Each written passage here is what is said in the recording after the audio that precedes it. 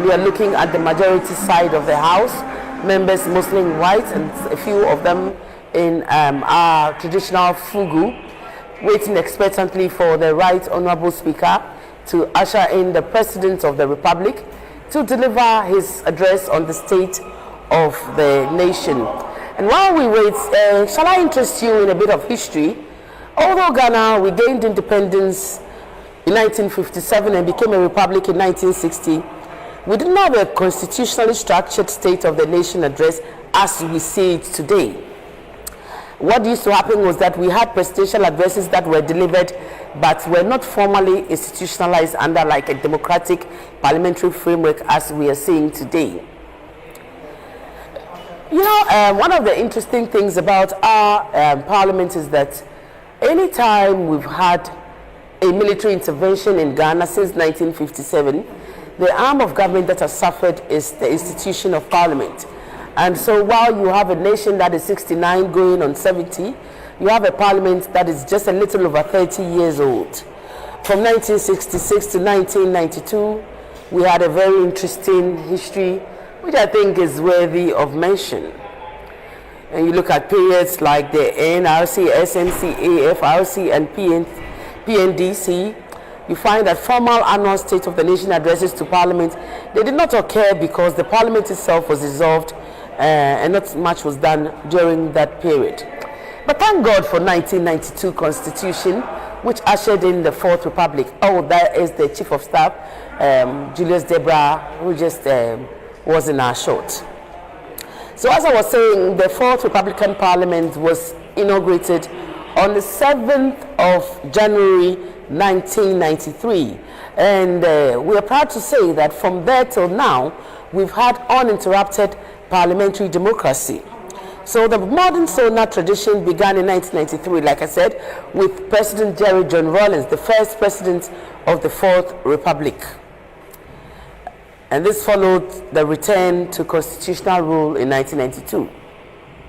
Since that time, every president under the Fourth Republic has had the opportunity to speak to Parliament on the state of our beautiful nation. So Jerry Rawlings did his from 1993 to 2001, and then you had John Ejekum Kufuor taking over the mantle from 2001 to 2009, serving 2 terms. Then you have Professor John Evans Atamils from 2009 to 2012, he served 1 term. Then our very own President John Dramani Mahama from 2012 to 2017. And the case of Mahama is very to us. He was first and foremost a member of Parliament, and we claim him as the person that followed after his presidency is also a former member of Parliament, Nana Addo Dankwa Akufo-Addo, and he served from 2017 to 2025. And he was a member of Parliament before, and he served on committees like Foreign Affairs and Constitutional and Legal. And of course, President John Dramani Mahama, being a communications expert, served mostly in the communications group, and he contributed a lot to change.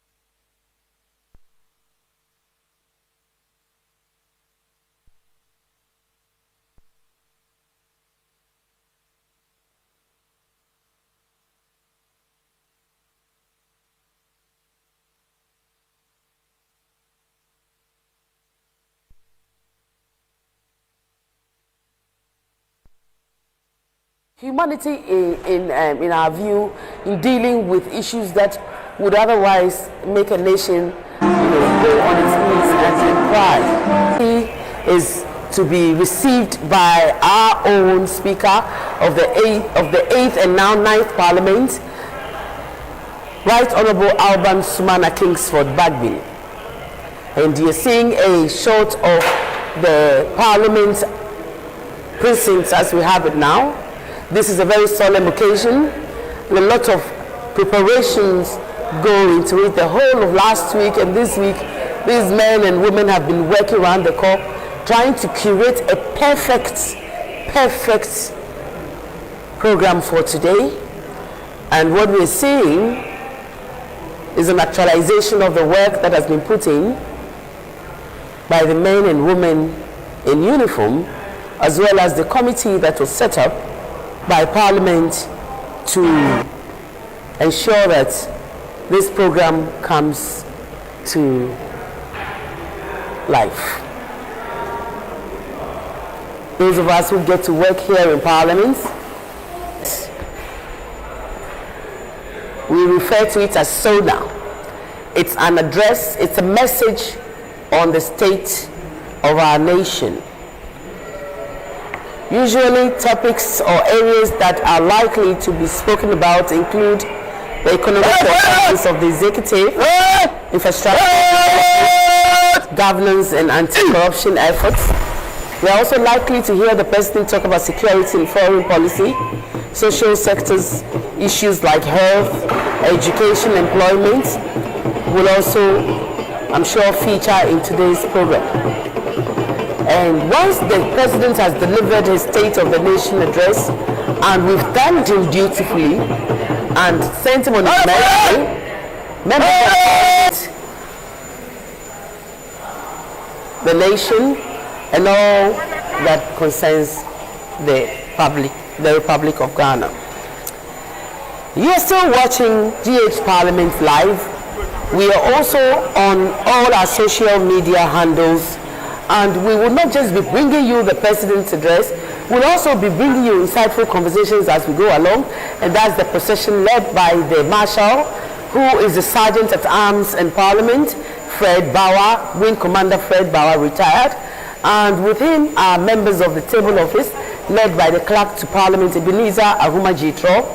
The Right Honourable Speaker is also there. The Majority Leader, the Honourable Mahama Yariga, is also in Mr. Speaker's entourage.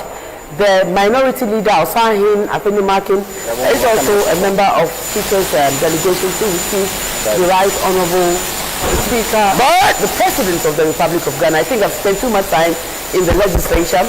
We'll also have representatives from the Women Caucus receiving the President at the Speaker's lobby. Formal photographs are usually taken. That's the part that we don't usually show you.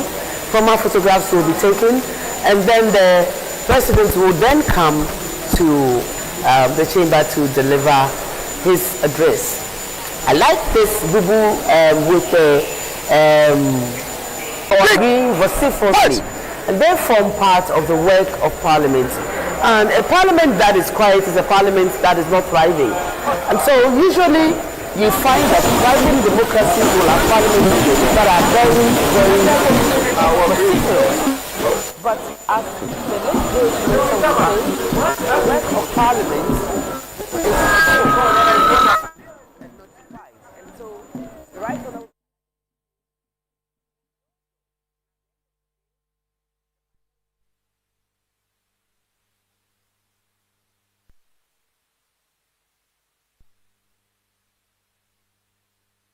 Parliament usually happens based on votes and proceedings if consensus is not reached. In an event where a vote is tied, that vote is deemed to have been lost. The Right Honourable Speaker himself does not have the voting, he does not vote in Parliament, and that's because he's not a member of Parliament simpliciter. However, if a first or second deputy speaker is sitting, then referred to is 4 years. And so when you take our agenda paper, proceedings, you find that today, for instance, will be, I think, the 17th sitting of the first meeting of the second session of the 9th Parliament, 4th Republic of our beautiful country, Ghana. Majesty, the King of Ashanti, Otumfuo Osei II, he donated the kente to us. Professor Kingsley Nyaku in our shots at the moment, all over rushing to make sure that everything is working with precision. Activities are created to ensure a minute-by-minute execution of preparations that would have gone on for months.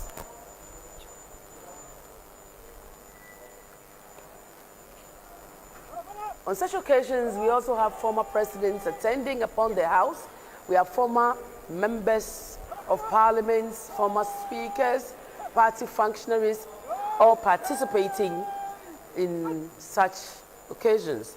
And today I've noticed that President John Agyekum Kufuor is here in the House with us, representatives in the legislative arm of government, the Parliament of Ghana. And this is the 9th Parliament of the 4th Republic. The life of a parliament is 4 years, and in the 4 years we have 4 sessions made up of 3 meetings per session. Oh, the beautiful Lodina Mahama sharing a private conversation with the Chief of Staff and other dignitaries there with her. The First Lady traditionally accompanies the President of the land to the State of the Nation address and other special occasions when the judiciary, as an arm of government, continues to partner Parliament in our lawmaking endeavors. And conversations have been had in academic corridors as to whether it is time to have strict separation of powers or whether to continue with a hybrid system that we practice. At the moment, Ghana practices a hybrid system of the British parliamentary system and the American presidential system. And this system mandates the president, the executive president, to draw majority of his members. Oh, and that's our first deputy speaker, the Honorable Bernard Ahiafo, who is also the MP for Akachi. We have the Honorable Samu Kujito and Honorable Agalga also in our shots at the moment. And as you can all see, everyone is waiting eagerly. And the second deputy speaker, the Honorable Andrew Esiama, also smiling beautifully.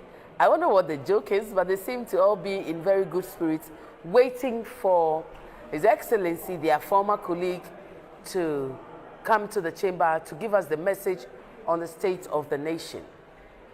And I must indicate that the President is known for his oratory prowess, a communicator's communicator, and it is thought that when he delivers a policy message, he is able to humanize it and make it relatable. And that's what effective messaging is about. Members in the minority wearing black, members in the majority wearing white. The beauty of diversity of ideas. And that's the Honorable Roxin Dafia Mekpo Eche and Honorable Ricketts also just in the shot. Generally, honorable members seem to be in very good spirit this morning, and it is our hope that this good spirit and conviviality. Oh, this is our one and only former leader, Minister of Finance, Honorable Kesil Atuforsin. He was in the House not so long ago. Members of Parliament are now doing what members of Parliament do best.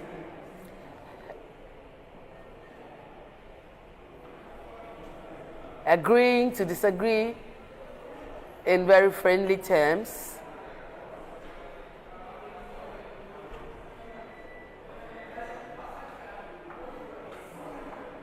The House of Parliament is a house where dissenting voices are allowed.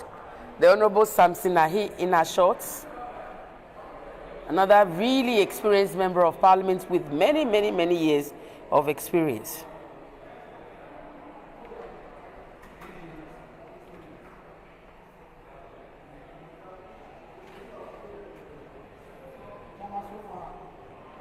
Oh.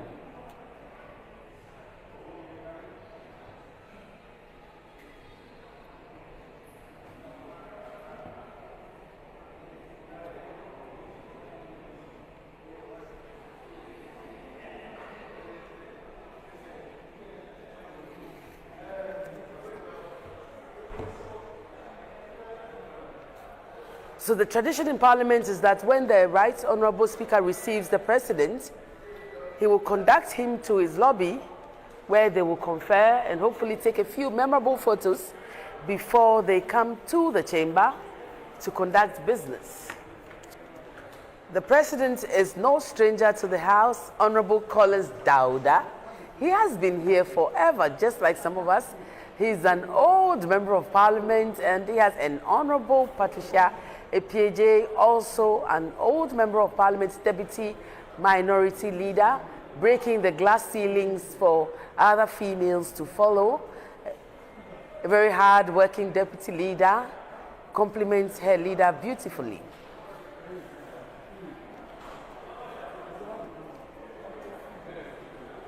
One of the ways that we express culture in Ghana is through drums and drumming.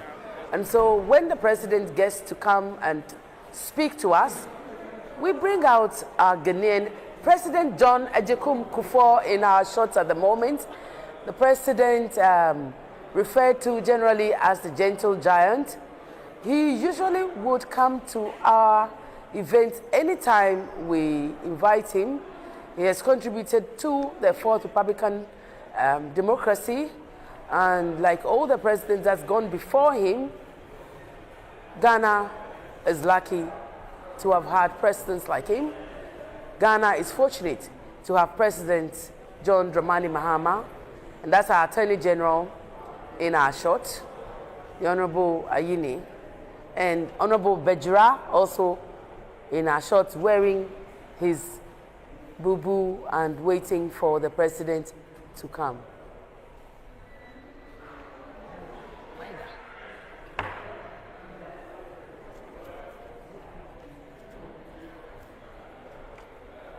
One of the things that members of Parliament would do if they want to distract their opposing side or opposite side is to usually break into songs and, you know, generally disrupt people's train of thought. And it's acceptable procedure in parliamentary practices and procedures.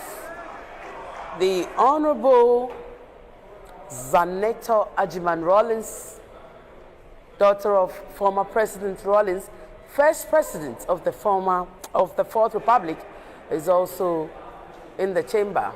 And the Jinapo brothers are also representing. I can't get over the Right Honorable Speaker's beautiful cloth that we're witnessing today. Really nice. Mr. Speaker is conducting, the Right Honorable Speaker, conducting His Excellency the President to the chamber. And this is an activity that is usually very well curated, as is today. People in the procession are carefully selected, and you can only be there if you are allowed to, or if you are part of either the President's entourage or the Right Honorable Speaker's entourage.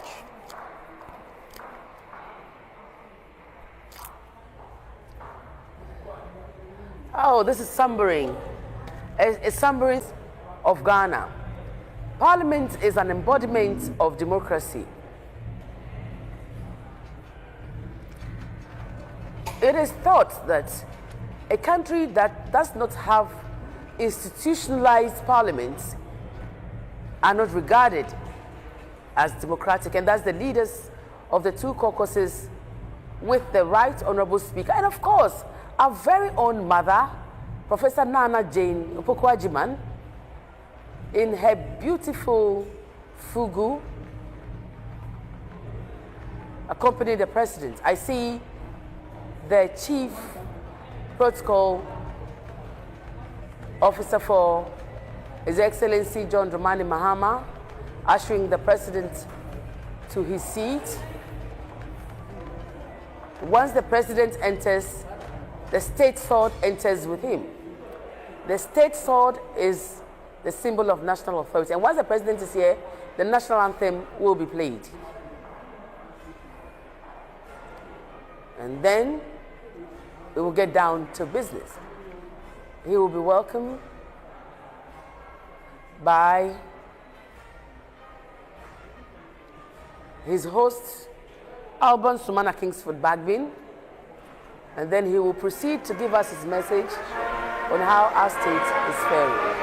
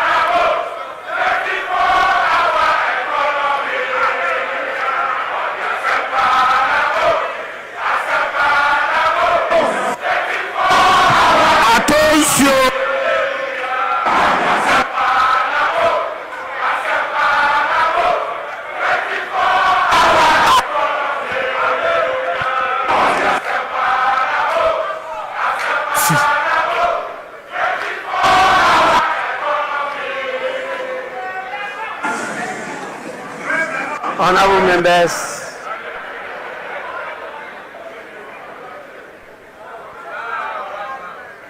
honorable members,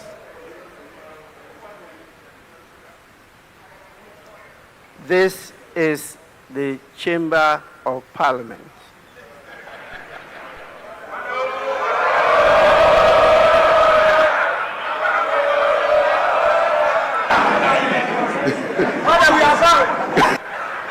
Honorable members, the House is extremely privileged to have the President of His Excellency John Dramani Mahama, 67 of the Constitution of the Republic, to deliver a message on the state of the nation to this honorable House. On behalf of leadership and honorable members, it is my privilege and singular honor to welcome His Excellency the President of the Republic to this august House. Honorable members, before I invite His Excellency the President to honorable members, we are blessed with the presence of not only His Excellency the President, the First Lady in Ghana to be a Vice President. Her Excellency Professor Jane Nana Opoku-Agyeman.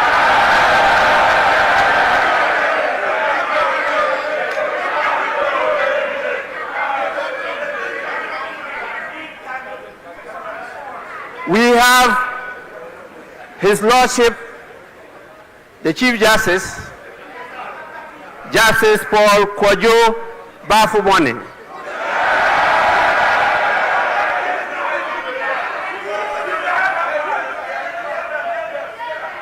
Honorable members, he did not come alone. He came with his spouse, who, as you all know, is the Director General of the Prisons Service. Honorable members, honorable members,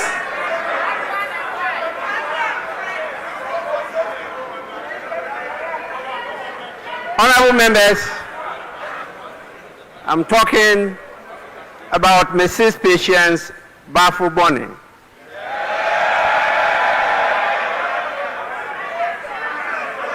Surely we have the presence of your lordships, justices of the Superior Court with us here. We also have the chairman of the Council of State and the former Speaker of Parliament, Right Honorable Edward Do Ajaho.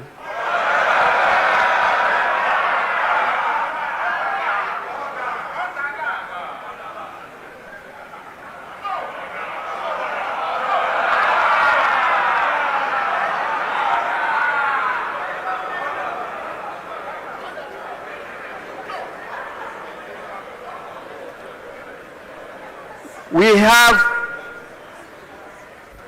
the presence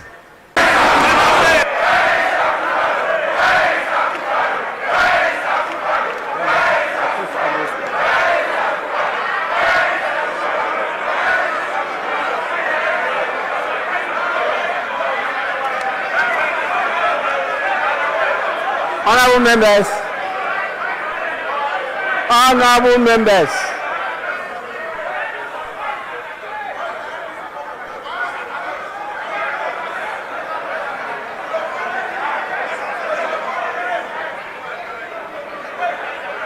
honorable members,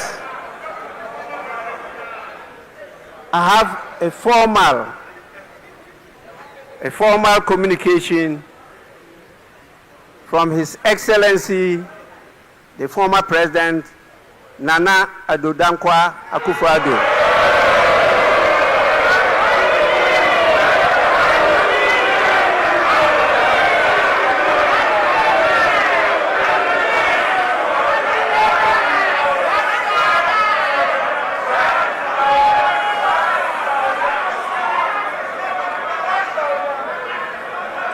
He expresses his gratitude to the invitation for him to be here. Unfortunately, for good reason, he is not able to attend this occasion. It's a lie. It's a lie. Honorable members, he, however, extends his best wishes to you and to His Excellency the President on this occasion.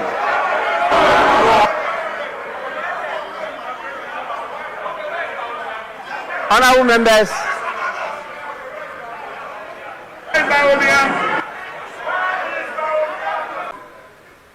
the former Speaker of Parliament, Right Honorable Sechi Hughes,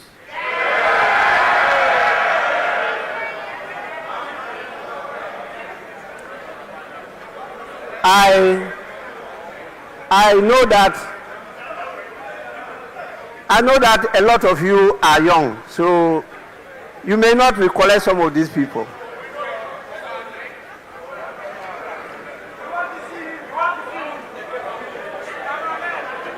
Honorable members, we also have a number of the members of the Council of State who are here today. We have also the presence of the Chief of Staff Honorable Julius Debra.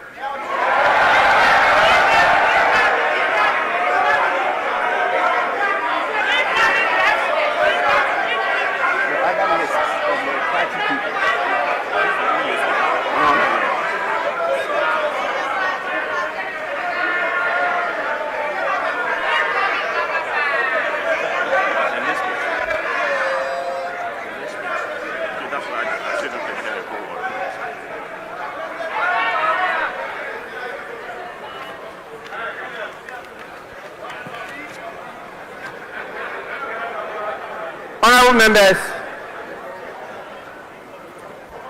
we have with us the former Speaker of Parliament, the Right Honorable Mike Aaron Okoye. We have the National Chairman of the National Democratic Congress, Honorable Johnson Asedu Nketia, and we have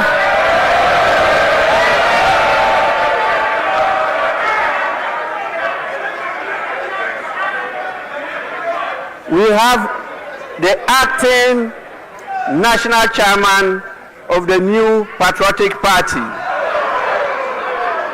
Mr. Dankwa Smith Bute.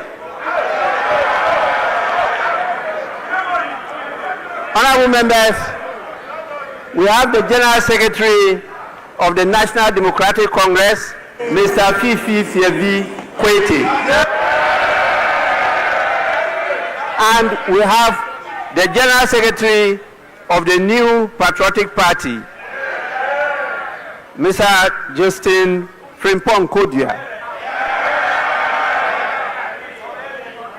For sure, we have, as usual,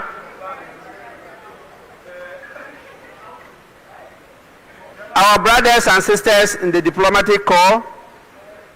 Many of them are here with us, and they are distinguishedly seated at the public gallery.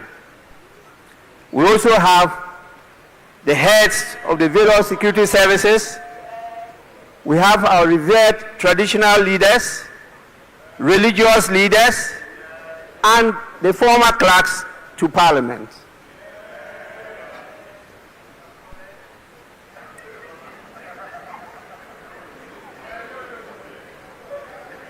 Honorable members, on your behalf, I warmly welcome all of them to the House.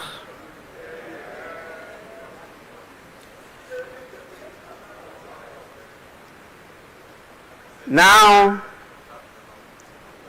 I have the greatest pleasure in inviting His Excellency the President to deliver his message. Your Excellency, you may do so now.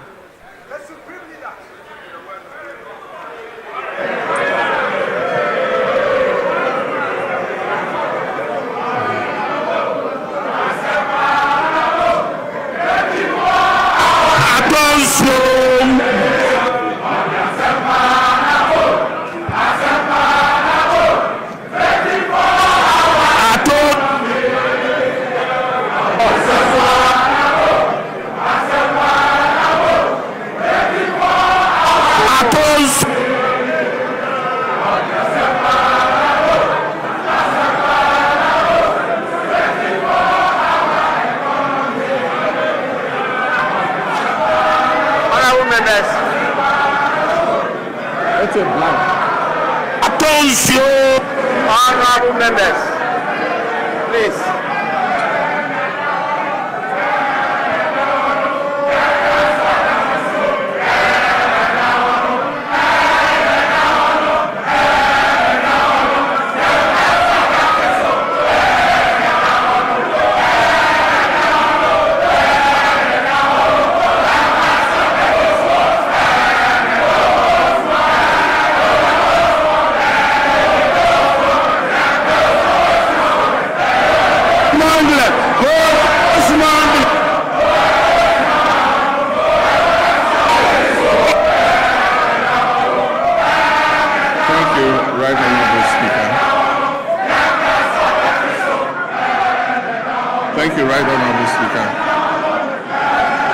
honorable members of this august House, Your Excellency, the Vice President, Jane Nana Opoku-Agyeman, Your Lordship, the Chief Justice, the good people of Ghana, friends of the media, ladies and gentlemen, and let me proceed on the protocol so well established by the Speaker and say, distinguished guests, ladies and gentlemen. It is both a profound honor and a constitutional duty to appear before this august House to deliver public service like that of our nation has not followed a straight path.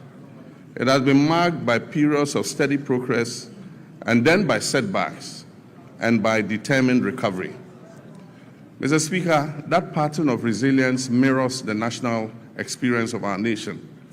And today I stand before you to speak to another such defining moment, a moment in which our nation is on the rebound of national renewal and of restored hope.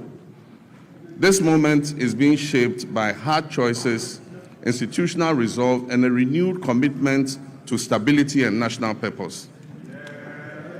Mr. Speaker, in just a few days, on 6th March 2026, our dear nation Ghana will celebrate 69 years of independence on the theme, Building Prosperity, Restoring Hope. This theme is not merely ceremonial, it is the blueprint that guides our administration's vision and actions. It reflects where we have been, it acknowledges the difficulties we have endured, and confidently declares the direction in which we are headed. At the heart of this vision are two complementary Ghanaians. It is about turning the page on years of mismanagement and confronting our challenges with honesty, and charting a new course anchored in fiscal discipline, transparency, and sustainable development. The Accra Reset, on the other hand, is our continental commitment. It recognizes that Ghana's prosperity cannot be separated from Africa's progress. It calls for a fundamental shift in how African nations relate to one another and to the world, from dependence to self-reliance, from fragmentation to integration, and from reactive postures to strategic leadership. Mr. Speaker, these two agendas are deeply interlinked because we cannot build lasting prosperity at home without contributing to stability and growth across our continent. Equally, we cannot lead effectively on the continental stage if our own house is not in order. Together, these frameworks demonstrate our determination to restore hope, not merely as a promise, but as a lived reality of Ghanaians and Africans alike. As we build on the foundation laid in 2025, the first year of my return to the presidency, we do so with clarity of purpose, unity of action, and confidence in our ability to deliver a future worthy of our people's sacrifice and their aspirations. Mr. Speaker, this moment of national renewal unfolds against the backdrop of a world in profound flux. The global order we once knew is being rapidly reshaped, and the so-called rule-based international system endures only as long as it protects the advantages of those who designed it. Once emerging nations like ours begin to operate within those same rules to rebalance power, the very architects of that order prove willing to relax their commitments. Ghana, like many nations, has learned this hard truth.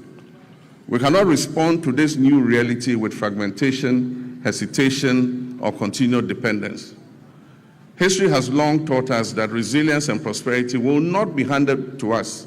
They must be built deliberately through cooperation, self-belief, and strategic alignment. This era ahead demands that Africa must move from a posture of dependence to one of collective self-reliance. Mr. Speaker, it is in this spirit that Ghana has sought to play a convening and catalytic role on the continent. In the middle of last year, our capital, Accra, hosted African heads of state, policymakers, and development partners for a landmark health sovereignty summit. Together, we charted a new roadmap for healthcare financing and collaboration among African nations. And that message was clear. Africa must take ownership of its health security, pool its resources, deepen collaboration, and design financing solutions that reflect our realities rather than external prescriptions. Strong economies require healthy populations, and health sovereignty is inseparable from economic sovereignty. The same logic applies to trade, industry, and economic growth. Africa's future lies in dismantling our artificial borders, removing bottlenecks that stifle commerce, and fully activating a common market that allows our goods, services, and capital and ideas to move freely across the continent. No single African country, no matter how well endowed, can thrive alone in this new global environment. Rather, when we work together, our combined markets, our youthful populations, our natural resources, and our creativity will constitute one of the greatest economic opportunities of this century. Africa must summon the courage to shape its own destiny, building genuine sovereignty across Africa. The Global South requires a deliberate and disciplined plan, one that begins with unlocking the immense human and creative potential of our young people, strengthening regional value chains to add value to what we produce, mobilizing domestic capital and prosperity. Mr. Speaker, we have resolved here in Ghana to operate with our eyes open, to protect our sovereignty, and to design policies that place our people first. We'll continue to engage with the world, but on terms that reflect our interests. We will uphold global norms, but we will not outsource our judgment. And we will build resilience at home so that shifts in external power do not translate into hardship for our citizens.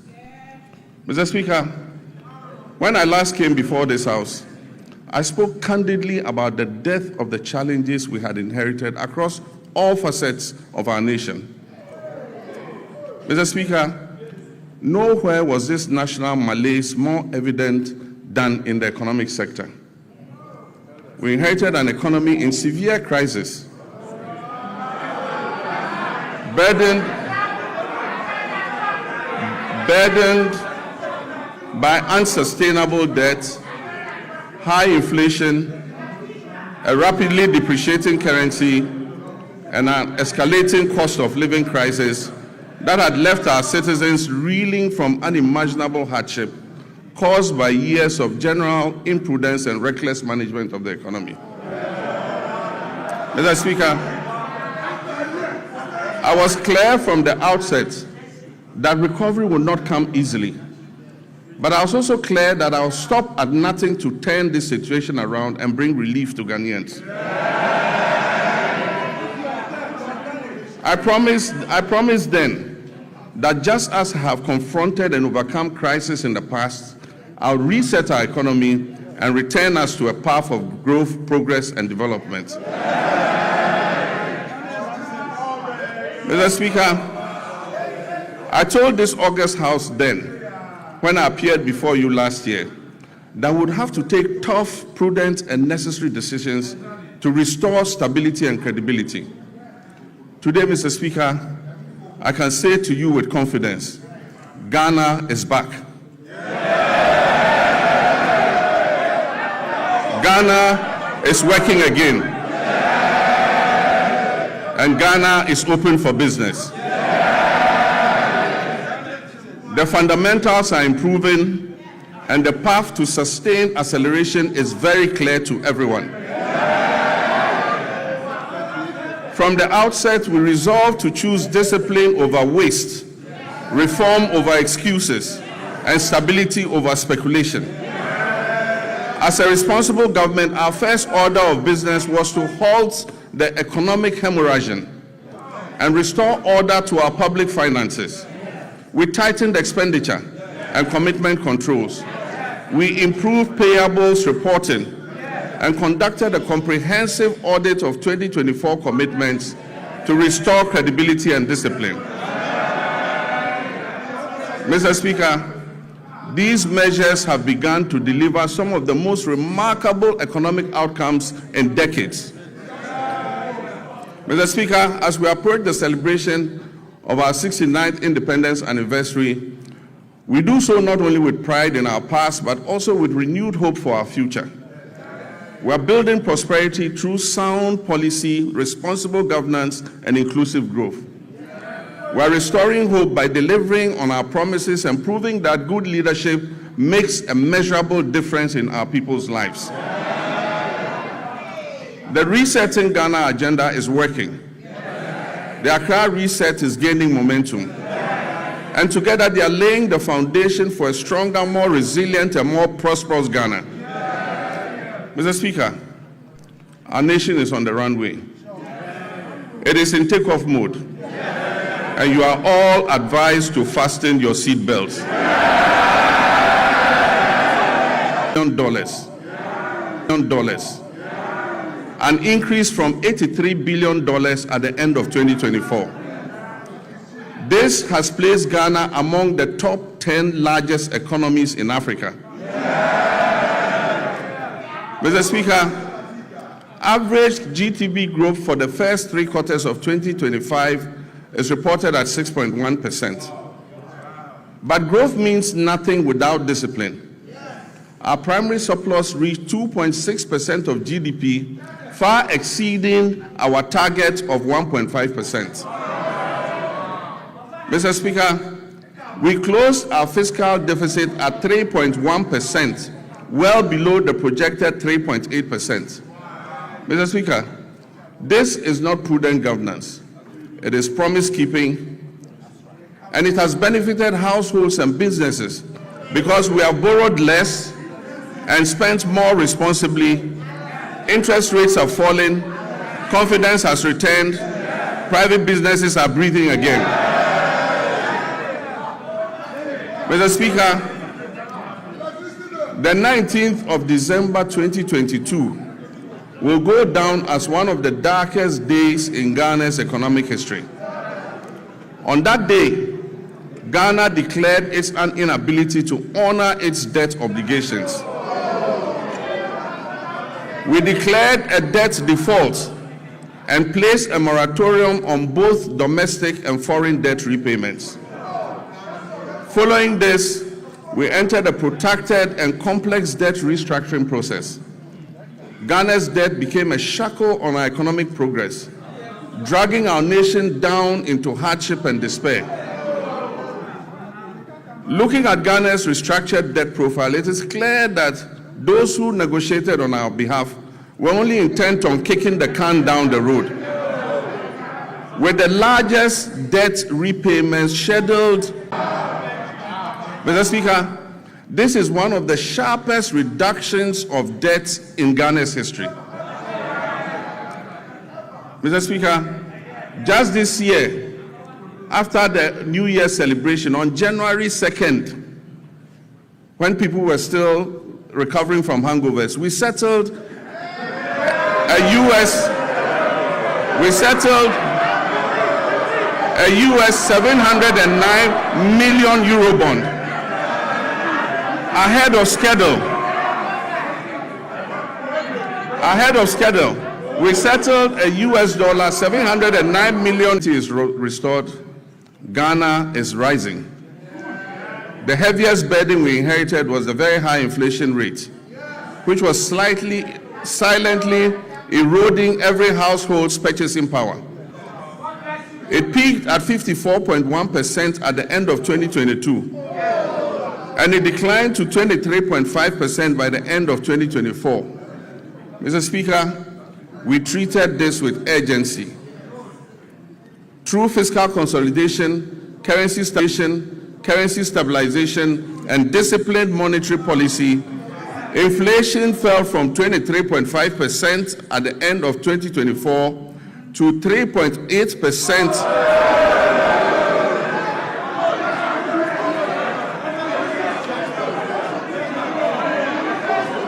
Mr. Speaker, inflation fell from 23.5% at the end of 2024 to 3.8% over 13 consecutive months by January 2026. Mr. Speaker, and very interesting,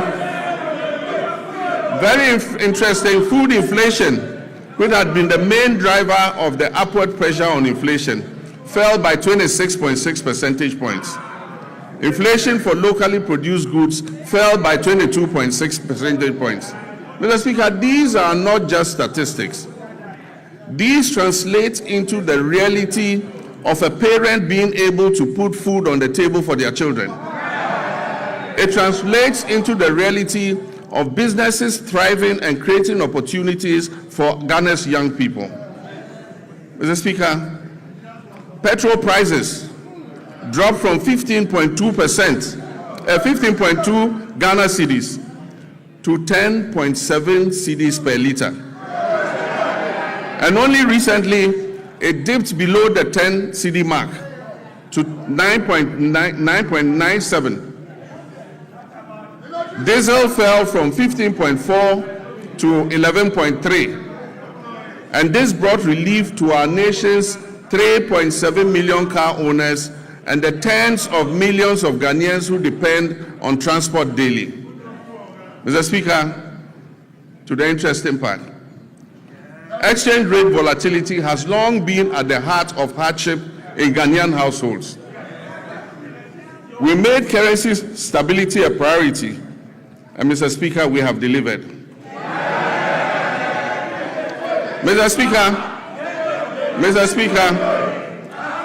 we did not arrest the dollar. We strengthened the cedi to put up a good fight against the other currencies.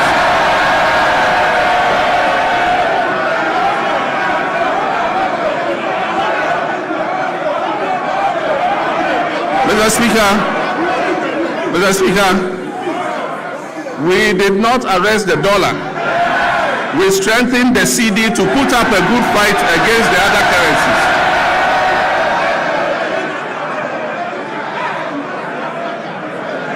And I'm pleased to report to this House that the cedi appreciated by 40.7% against the US dollar and by 30.9% against the British pound and by 24% against the euro. Mr. Speaker, Ghana's economic turnaround is broad-based and comprehensive. All sectors of the Ghanaian economy have witnessed remarkable improvement in our first year in office. And most importantly, Ghana's economy has surpassed the 100 billion mark for the first time. And as I said, it is projected to place Ghana among the top 10 largest economies in Africa.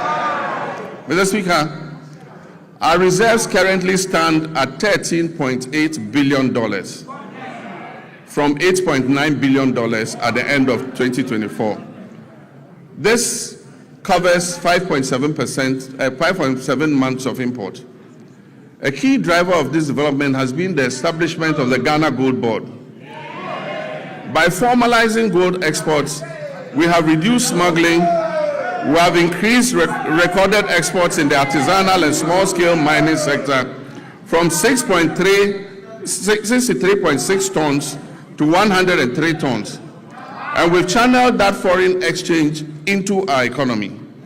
Mr. Speaker, when the cedi stabilizes, imported inflation falls, businesses can plan better, and household incomes improve. Mr. Speaker, as global uncertainty grows, it is necessary for us to reduce our country's exposure to external shocks, break the cycle of economic downturns, and safeguard our macroeconomic stability. Just last Wednesday, 25th February 2026, the Minister for Finance presented the Ghana Accelerated National Reserve Accumulation Policy to this House. Mr. Speaker, this policy seeks to strengthen our country's external resilience by increasing our international reserves to 15 months of import cover by the end of 2028, supporting long-term structural transformation while safeguarding macroeconomic stability. Mr. Speaker, it is forecast that gold prices will remain high over the next 3 years. And so this presents us with a unique opportunity to build an economic war chest to withstand any global economic shocks, to secure our macroeconomic stability and improve the standards of living of our citizens and build a lasting prosperity for future generations. This is what the gun wrap policy seeks to achieve. Mr. Speaker, we abolished nuisance taxes that were levied on Ghanaians between 2017 and 2024. These included the e-levy, the betting tax, the emission tax, the COVID levy, and so forth. Mr. Speaker, we have reformed VAT comprehensively. One, by abolishing the 1% COVID-19 levy, decoupling Get Fund and NHIL from VAT, reducing the effective VAT rate from 21.9% to 20%, raising the VAT threshold to 750,000 Ghana cedis to exclude petty businesses, and extending zero rating on textiles up to 2028. Mr. Speaker, these fiscal reforms and 950,000 Ghanaians have escaped multidimensional poverty over the same period. Mr. Speaker, I'm pleased to report that our external position has strengthened significantly. By December 2025, this improvement demonstrates that our economy is gaining strength and resilience again on the global stage. We've moved decisively from planning to action on our flagship 24-hour economy and accelerated export development program. This was officially launched in 2025, and this transformative initiative is designed, 1, to unlock round-the-clock economic activity, 2, deepen our value chains across key sectors, 3, boost productivity and support export growth, and 4, create quality jobs in agriculture, manufacturing, logistics, and services. Mr. Speaker, I want to thank this August House. On 6th February 2026, this House passed the 24-Hour Economy Authority Bill. This has established the regulatory framework and the legal mandate that was necessary for full implementation. Last week, at the Cabinet meeting held, I had the honor of signing this historic legislation into law. All is now set for takeoff. This is the boldest economic transformation initiative in Ghana's recent history. Mr. Speaker, in this year's budget, 110 million has been allocated to begin the setting up and implementation of the 24-Hour Economy Authority. These resources will enable businesses to operate beyond traditional business hours. They will attract investment through strategic partnerships with the Development Bank of Ghana and the Ghana Infrastructure Investment Fund, and they will strengthen the foundations for sustained growth and job creation, especially for our young people. This is about building prosperity and restoring our people's hope through concrete action. Mr. Speaker, a nation that does not learn from past mistakes cannot get out of the cycle of problems that impose hardships on its citizens. We've just begun to emerge from the most devastating economic crisis in our nation's recent history. This crisis was triggered by general financial indiscipline, huge deficits, and massive debts that were occasioned by persistent and unbudgeted expenditure to meet the ends of convenient politicking. In the last week, we have had to take the painful but necessary decision to revise the producer price of cocoa to achieve competitive pricing and resolve the acute liquidity challenges in the sector. Mr. Speaker, failure to do this, as others did, and left a debt of 32 billion for this government to pay. Failure to do this would have meant borrowing billions in borrowed funds. Mr. Speaker, this unplanned expenditure would have taken us right back to the very devastating economic problem we have only recently begun to escape. So, Mr. Speaker, while fully understanding the concerns and protests of our farmers, I can firmly assure them that the reforms announced by government will see a total transformation of the cocoa sector.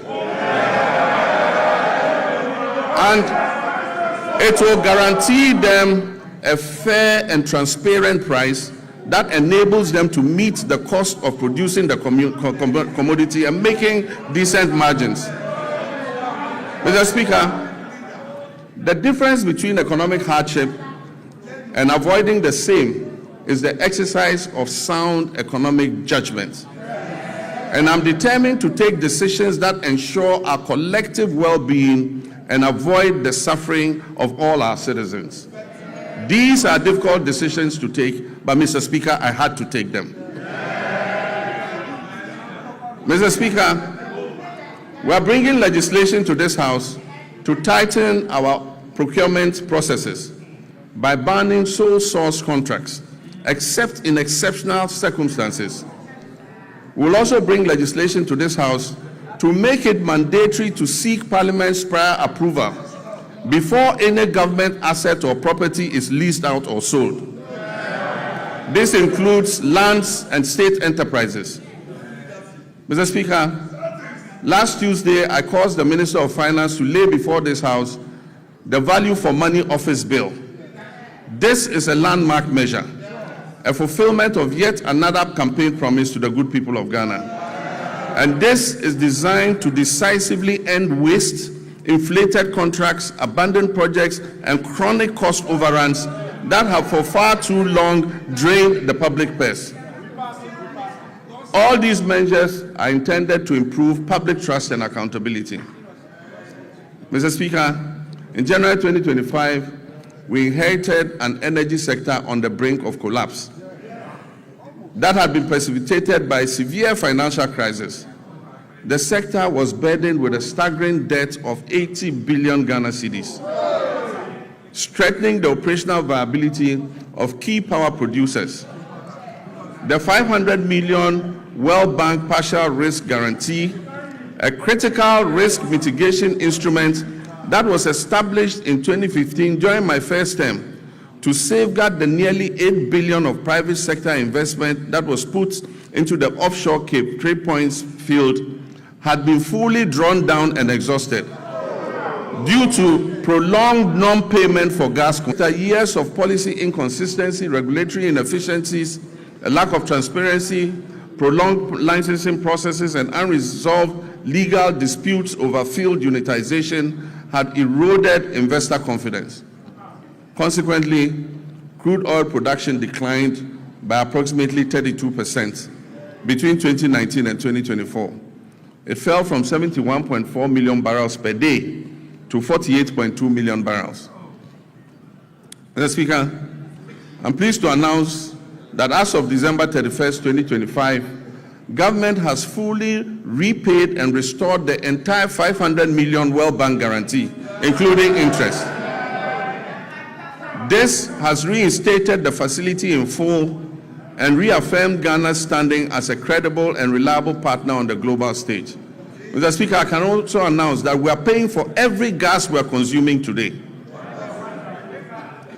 In addition, between January and December 2025, through carefully coordinated policy actions, the government settled all outstanding gas invoices that were owed to ENI and Vitol, amounting to approximately $500 million. And so Ghana is now fully up to date with its gas consumption obligations to the Sankofa partners.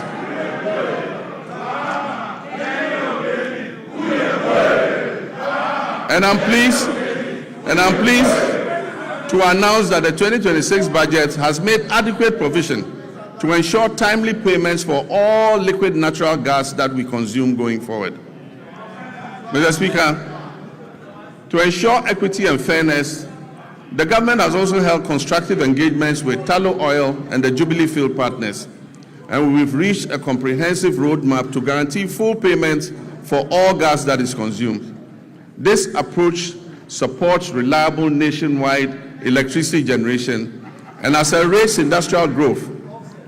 Engagement with upstream partners has resulted in increased gas production, guided by a clear national vision to rapidly scale up domestic gas supply and reduce reliance on expensive liquid fuels.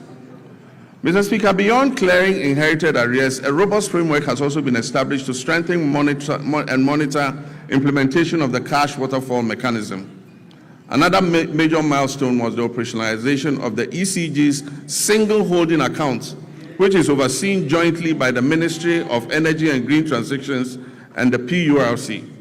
This intervention has significantly reduced revenue leakages, and it has enhanced ECG's capacity to meet its payment obligations. To address the high cost of power, the government has successfully renegotiated existing power purchase agreements. Engagement with the 9 independent power producers have resulted in a 250 million immediate savings and 1.1 billion of legacy debt restructured for payments between the period 2026 and 2028. These revised agreements will be submitted to Cabinet, and I'm pleased to inform you, Mr. Speaker, will be brought here to Parliament for ratification. Mr. Speaker, under the Rural Electrification Program, 200 out of the 400 targeted communities have been connected to the national grid, with a further 100 at various stages of completion. The national electricity access for Ghana today stands at 89.05. We are committed to ensuring that every Ghanaian has access to reliable, affordable electricity. It is worrying that the Electricity Company of Ghana continues to experience high power losses, with reports indicating that around 25% of generated power is lost. To address this phenomenon and anchor the gains we have made, adopting private sector participation, particularly in billing and collection, is the most effective way to significantly reduce these losses. Cabinet has approved the multiple lease method for concessions in the distribution utilities, and work is ongoing to implement this critical reform. Mr. Speaker, the Bui Power Authority has completed an additional 50 megawatts of solar power. In the distributed solar sector, 30 megawatts was achieved through rooftop installations, bringing our total installed capacity to 250 megawatts of solar, and this represents 5% of renewable energy in our entire generation mix. A few months ago, I broke ground for a 200 megawatt solar power project at the Dawa Industrial Zone, with the first 100 megawatts scheduled for completion in December 2026. The Ministry of Energy and Green Transitions is constructing 35 mini-grids to serve 47 islands and lakeside communities in the Oti, Savannah, and Bono East regions. The ministry will also supply 12,000 new smart net meters from the end of the first quarter of this year, 2026.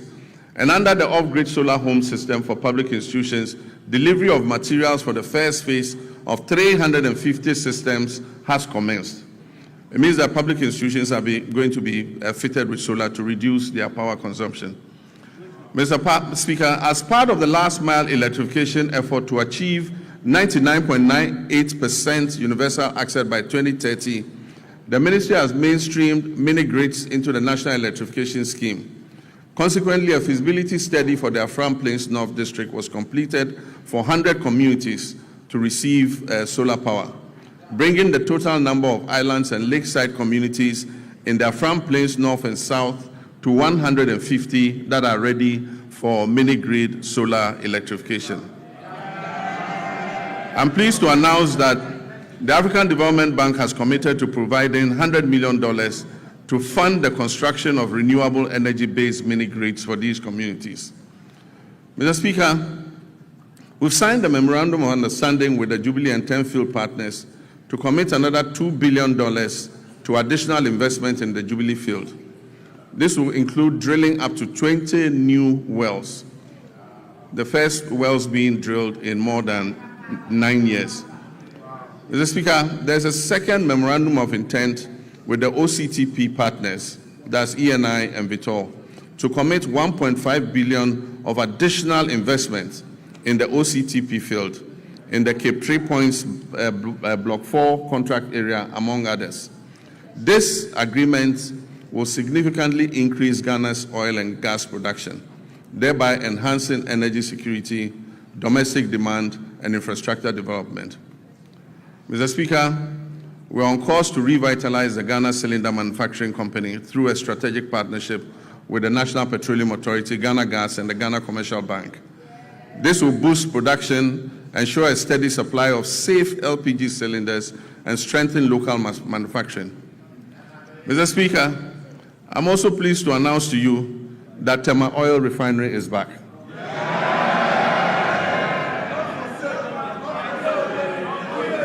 The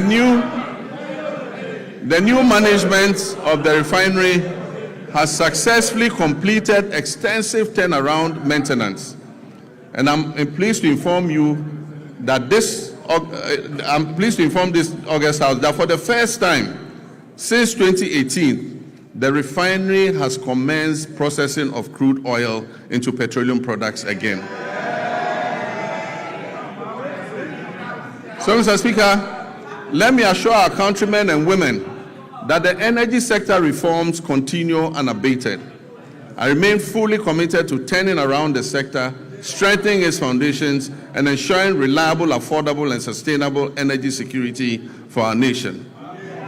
Mr. Speaker, agriculture remains central to our national renewal.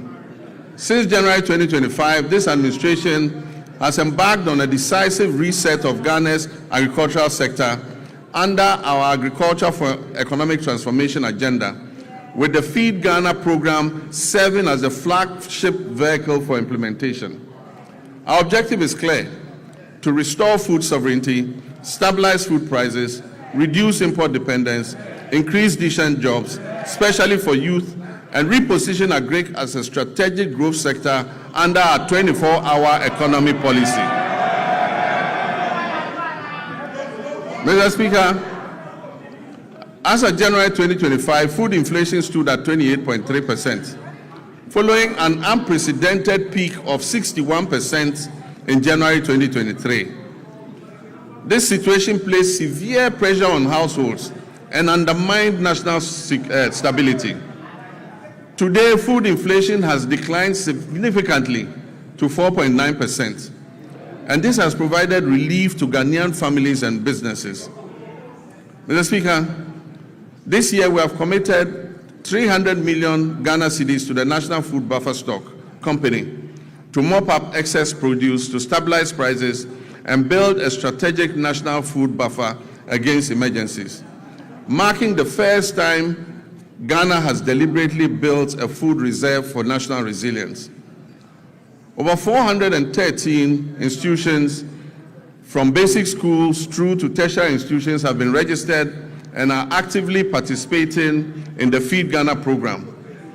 Institutional farming is currently being undertaken by the Ghana Armed Forces, the Ghana Prison Service, the National Service Authority, basic and second cycle schools, public universities, and faith-based organizations, including churches and mosques. A key pillar of the Feed Ghana program is the home gardening initiative. Across the country, families are being encouraged to grow vegetables at home and in their communities to reduce food expenditure, improve household nutrition, and enhance food availability. The Feed Ghana program is also firmly anchored on irrigation for wealth creation. Government is deliberately shifting our agriculture from rain-fed dependence to irrigation-based farming to support year-round production and also strengthen our climate resilience. And so over the past months, processes have begun for the following interventions: the construction of 2 new mega dams, the rehabilitation of 8 existing irrigation dams, and the construction of 250 solar-powered boreholes for farming communities and schools across the Northern Belt and Brong-Ahafo regions.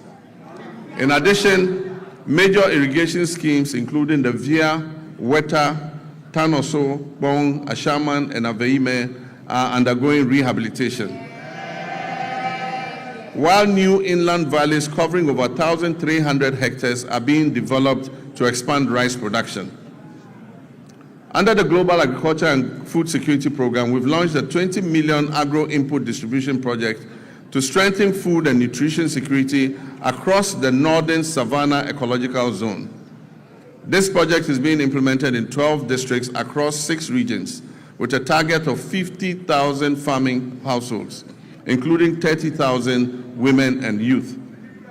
It will support the production of key staples such as maize, rice, soya bean, cowpea, granules, while promoting year-round vegetable cultivation through solar-powered micro-irrigation schemes for farmers groups and selected schools.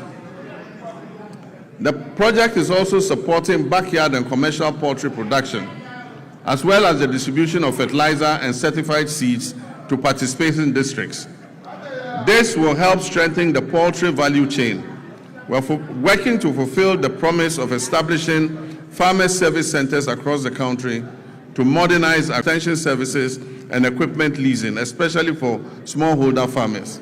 Mr. Speaker, in the next 2 weeks, I'm going to catch salt for the first farmer service center in the Afram Plains. Mr. Speaker, agricultural extension remains the backbone of productivity, and to address the current gap between farmers and extension officers, 540 motorbikes have been procured to improve extension coverage.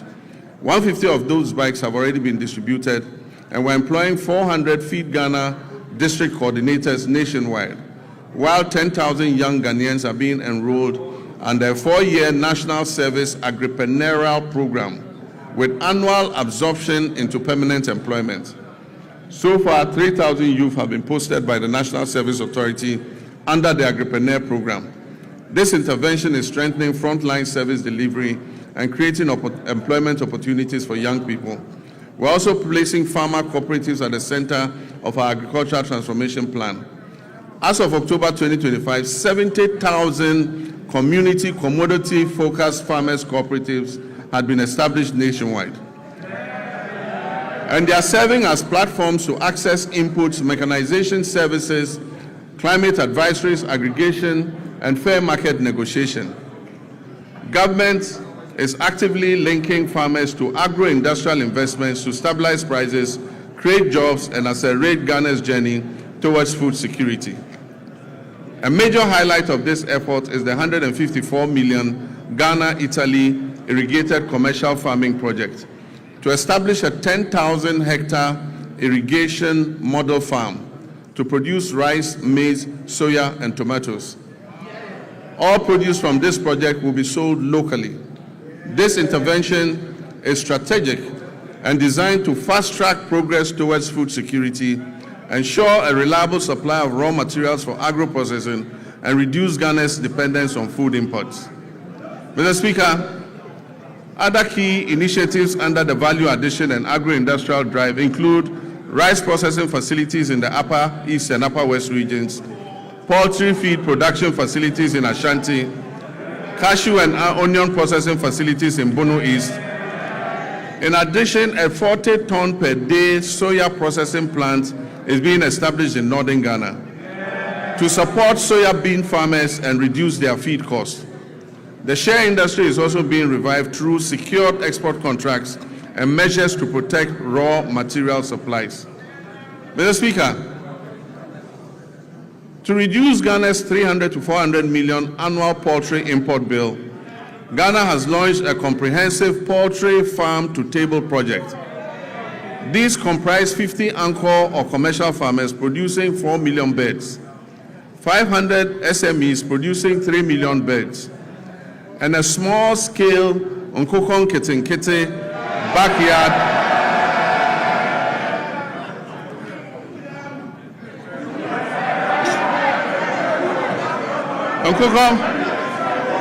and a small-scale Nkokon Kitinkiti backyard poultry program that is targeting 3 million birds nationwide, with emphasis on women and young children.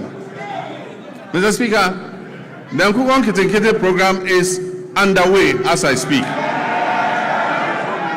and the target is to reach 60,000 households. Even before I launched the Nkokon Kitinkiti program, 720 birds had been distributed during the pilot phase to 13,000 farmers in 12 districts. I recently opened a poultry processing factory in Bichim to support expected production growth in the poultry sector. Mr. Speaker, education is important, and it remains pivotal to our national transformation agenda. In this regard, the year 2025 was both eventful and momentous for Ghana's education sector. I'm pleased to report that all the flagship initiatives and commitments that were contained in our Reset Agenda Manifesto have been faithfully honored during the year under review. The No Fee Stress initiative was successfully launched in Koforidua, and as I speak has benefited over 152,000 young people, first-year students in public tertiary universities. The number of beneficiaries this year is projected to reach 220,000 first-year students. In collaboration with the Student Loan Trust Fund, I have good news for law students. Law students in Ghana will also be now able to access the student loan scheme to pursue their legal education. Mr. Speaker, the free tertiary education policy for persons with disability has also been launched and is now fully benefiting all eligible persons with disabilities enrolled in our tertiary institutions nationwide. Mr. Speaker, the 2025 academic year saw a stable, uninterrupted supply of quality food to all our schools under the free senior high school program. Mr. Speaker, to further deepen coordination, accountability, and effectiveness in the education sector, this Honorable House passed several important pieces of legislation. These include: 1, the Kwame Nkrumah University of Science and Technology Bill 2025, the Ghana Scholarships Authority Bill 2025, the Change of University Names Bill 2025, the University for Development Studies Bill 2025, and the Ghana Education Trust Fund Bill 2025. To enhance private sector participation in the tertiary education sector, new legislation will be introduced in this House to ease regulatory bottlenecks and remove the requirement to charter, making it optional. Mr. Speaker, basic education remains the critical entry point into our education system. It is at this level that children acquire foundational literacy, numeracy, critical thinking, and problem-solving skills, upon which all future learning depends. Government understands the importance of the basic sector and is therefore undertaking a major policy shift to rebalance our education investments in favor of basic education. As part of this shift, the standards-based curriculum for kindergarten to primary 6 is currently under review to incorporate robotics, coding, and the responsible integration of generative artificial intelligence. Additionally, as part of the ongoing curriculum review, artificial intelligence education will be introduced at an age-appropriate and developmentally sensitive, with a strong emphasis on ethical use, digital responsibility, critical thinking, and human values. Mr. Speaker, in response to the persisting challenge of schools under trees, this government has programmed a bold and decisive intervention for the 2026 financial year. This includes the construction of 200 kindergarten blocks, 200 new primary school blocks, 200 new junior high schools nationwide. And I'm further pleased to inform this House adequate allocation has been done in the 2026 budget. I'm further pleased to inform this House that the government has fully cleared all outstanding capitation grant arrears owed to the public basic schools, as well as clearing all outstanding arrears of BEC, and it promotes equity and strengthens social cohesion. In recognition of this, the amended Get Fund Act has established a dedicated, sustainable funding framework to implement free education for learners with special needs, beginning in the 2026 academic year. Government has also increased the daily feeding grant for students in public special schools from 8 cedis per day to 15 cedis per day. This significant increment reflects our resolve to address the unique nutritional and health needs of learners with disability. In addition, Mr. Speaker, we'll construct a modern state-of-the-art special needs school in Ho in the Volta region, and we'll rehabilitate and upgrade the existing special needs schools in Okropong, Ekwapim, in fulfillment of our pledge also to provide free sanitary pads to schoolgirls as part of efforts to improve menstrual hygiene and reduce absenteeism among female learners, a total of 12.2 million packets of sanitary pads were distributed to girls in public schools across the country in 2025. Mr. Speaker, we allocated in this year's budget 292.4 million Ghana cedis to sustain the free sanitary pad initiative. This commitment aims to remove gender-specific barriers to education and ensure that no girl's education is interrupted due to challenges related to her menstrual hygiene. Mr. Speaker, as part of efforts to decongest senior high schools and increase access and ensure parity in educational opportunities, government is going to convert and upgrade 30 Category C secondary schools to Category B, and convert and upgrade 10 Category B schools to Category A. In addition, facilities in Category A schools are going to be upgraded and expanded to be able to take in more children. Technical and vocational education and training remain a critical pillar of our strategy to address youth unemployment and accelerate skills development. Government will construct 6 brand new regional TVET centers of excellence across the country to equip our young people with practical, industry-relevant region. I'm happy to announce also that a grant has been sourced from China to establish a new public university in Damango in the Savannah region. Mr. Speaker, technical universities play a critical role in closing the skills gap and reducing youth unemployment by delivering high-quality, industry-aligned and practice-oriented training within a broader policy framework that stimulates labor demand. In this regard, government is going to establish 3 new technical universities to strengthen skills development, enhance innovation, and support national industrialization efforts. Mr. Speaker, the Teachers Housing Initiative is a joint effort involving district assemblies, Common Fund, Get Fund, NATS, and JESOPs. And the aim is to build 50,000 housing units for teachers. This initiative is called the Teacher Dabre, Baby a Teacher Beda. This partnership demonstrates our collective dedication to enhancing teachers' living conditions and boosting the retention of teachers, especially in rural and remote areas, and ensuring that teachers can live, work, and retire with dignity and security. Mr. Speaker, by prioritizing equitable access and expanding infrastructure, we're investing in human capital and laying the foundation for a Ghana where every child can learn, grow, and succeed. Mr. Speaker, our health system. By January 2025, our health system was under severe strain. Aging and deteriorating equipment, stalled hospital projects amounting to 15 billion Ghana cedis in liabilities, and growing workforce pressures had weakened service delivery. Over the past year, donor support to our health sector declined sharply from 19% of our total health budget to just 2.2% today, creating an annual financing gap of more than 2.4 billion Ghana cedis. The withdrawal of support from programs previously financed by partners such as the USAID exposed the vulnerability in essential supplies and services, particularly in remote and underserved communities. Faced with these realities, my government chose to act decisively.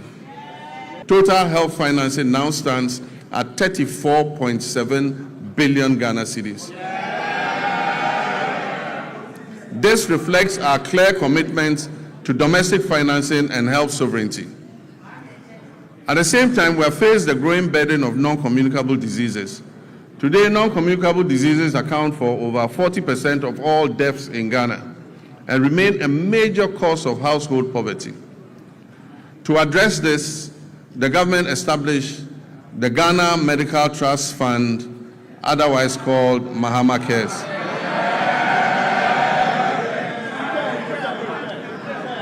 Mr. Speaker, this is the first nationwide financing mechanism dedicated to chronic and non-communicable diseases.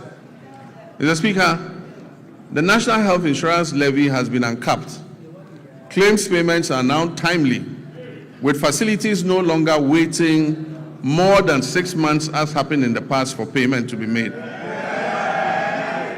We're also finalizing measures to increase provider tariffs by over 100% to reflect the realistic cost of health treatment. As a result of the increased trust, NHIS enrollment has risen from 57% at the start of 2025 to 66% today. Mr. Speaker, Ghana's health workforce density has risen from 16.6% per 10,000 people in 2025 to nearly 42 per 10,000 today, while public sector health employment has doubled to approximately 200,000 workers. And yet, significant challenges remain. At the beginning of 2025, when we took over, 103,000 trained health workers were still awaiting placement, employment, or enrollment onto the payroll.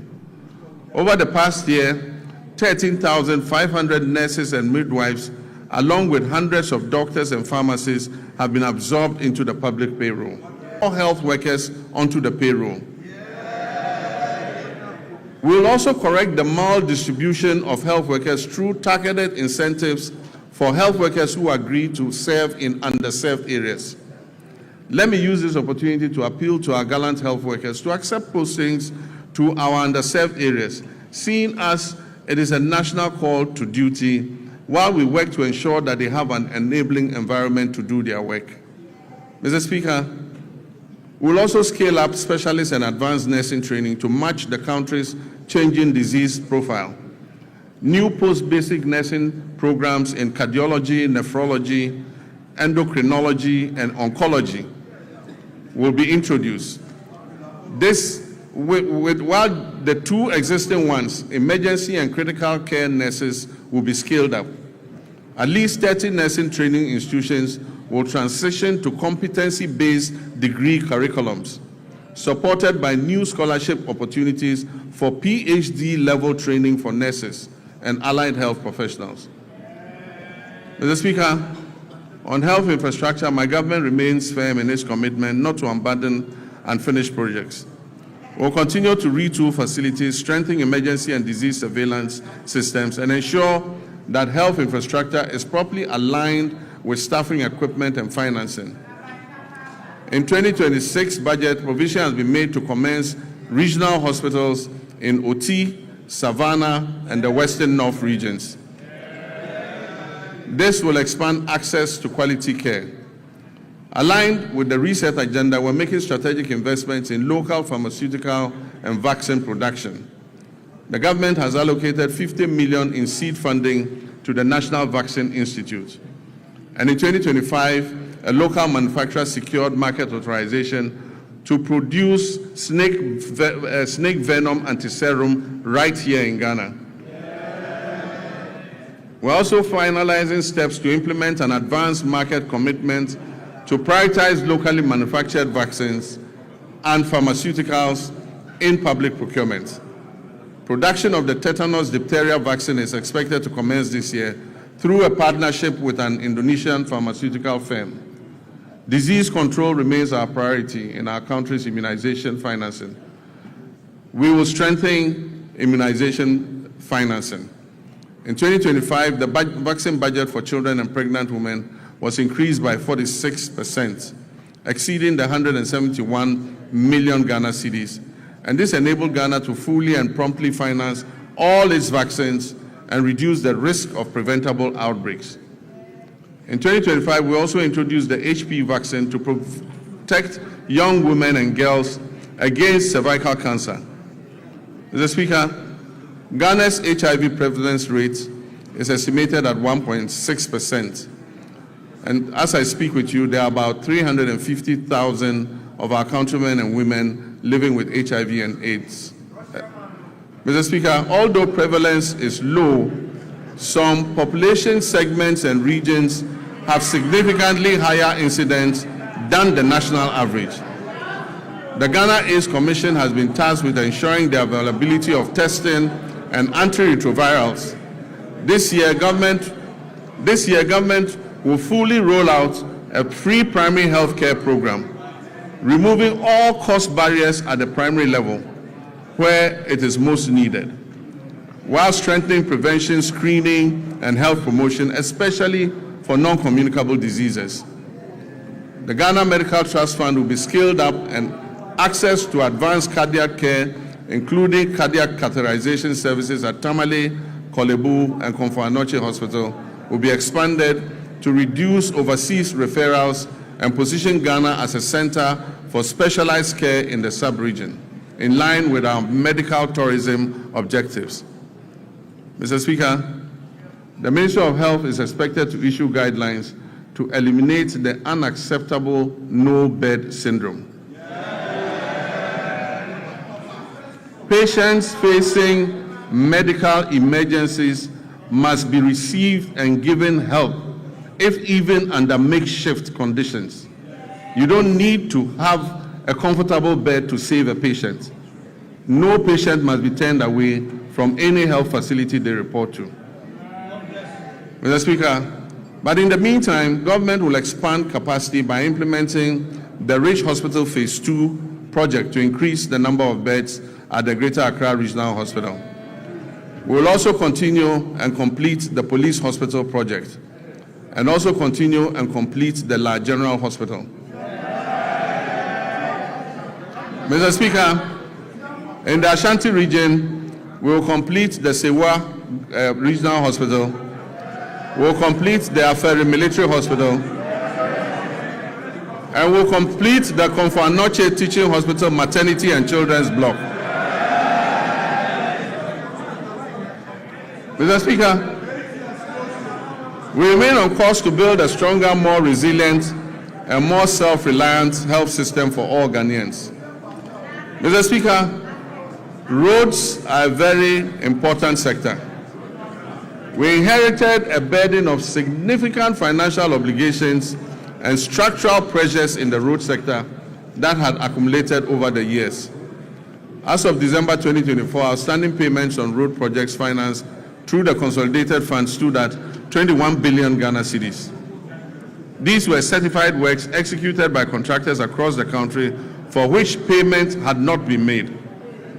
In addition, indebtedness to contractors that was lodged with the Ghana Road Fund Secretariat and awaiting payment amounted to 5.43 billion Ghana cedis. This figure excludes accruing interest charges, which continue to compound the state's financial exposure. Mr. Speaker, beyond these areas, we inherited also contractual commitments, that is, signed contracts, totaling more than 104 billion Ghana cedis. These commitments rapidly continuing to reduce the road sector debts. Mr. Speaker, the famous Big Push infrastructure program. This is my vision for a national infrastructure drive to restore critical national infrastructure. Naturally, the bulk of the money is dedicated to the road sector. We want to open economic corridors, create jobs, and reduce the cost of doing business. Mr. Speaker, as I speak to you, work has started on 50 major road projects that cover a distance of 1,144 kilometers. The total estimated cost of these projects is 50 billion Ghana cedis. Meanwhile, government is also completing 23 projects that were awarded by the previous administration but were not paid for. These projects amount to another 573 kilometers and are estimated to cost 15 billion cedis. So if you add that to the 1,500, it means about 2,000 kilometers of roads are currently undergoing rehabilitation as I speak. This is the biggest major investment in our road sector in the history of Ghana.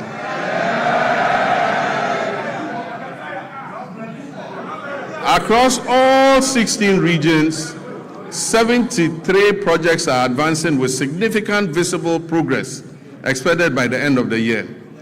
Some of these include Tepamaban Goso, the Kumasi Bypass Road, Swami Interchange and Local Roads, Sunyani Outer Ring Road, Sampa Jinijini Road, Techima Nkonsia Winchi Road, dualization of Winneba Cape Coast Road, Kwau Tafo Adosu Road, Dodowa Afienya Dawenya, Gwintiri Nakwanduri, Tamale Outer Ring Road, Wenchi Sola, Sola Wa, Bole Chache, Bole Town Roads, Navrongo Tumu, Tumu Han Lora, Atimpoku Ho Denu, dualization of Accra Aflao, dualization of Cape Coast Akrade, Dadieso Akontombra, to name just a few.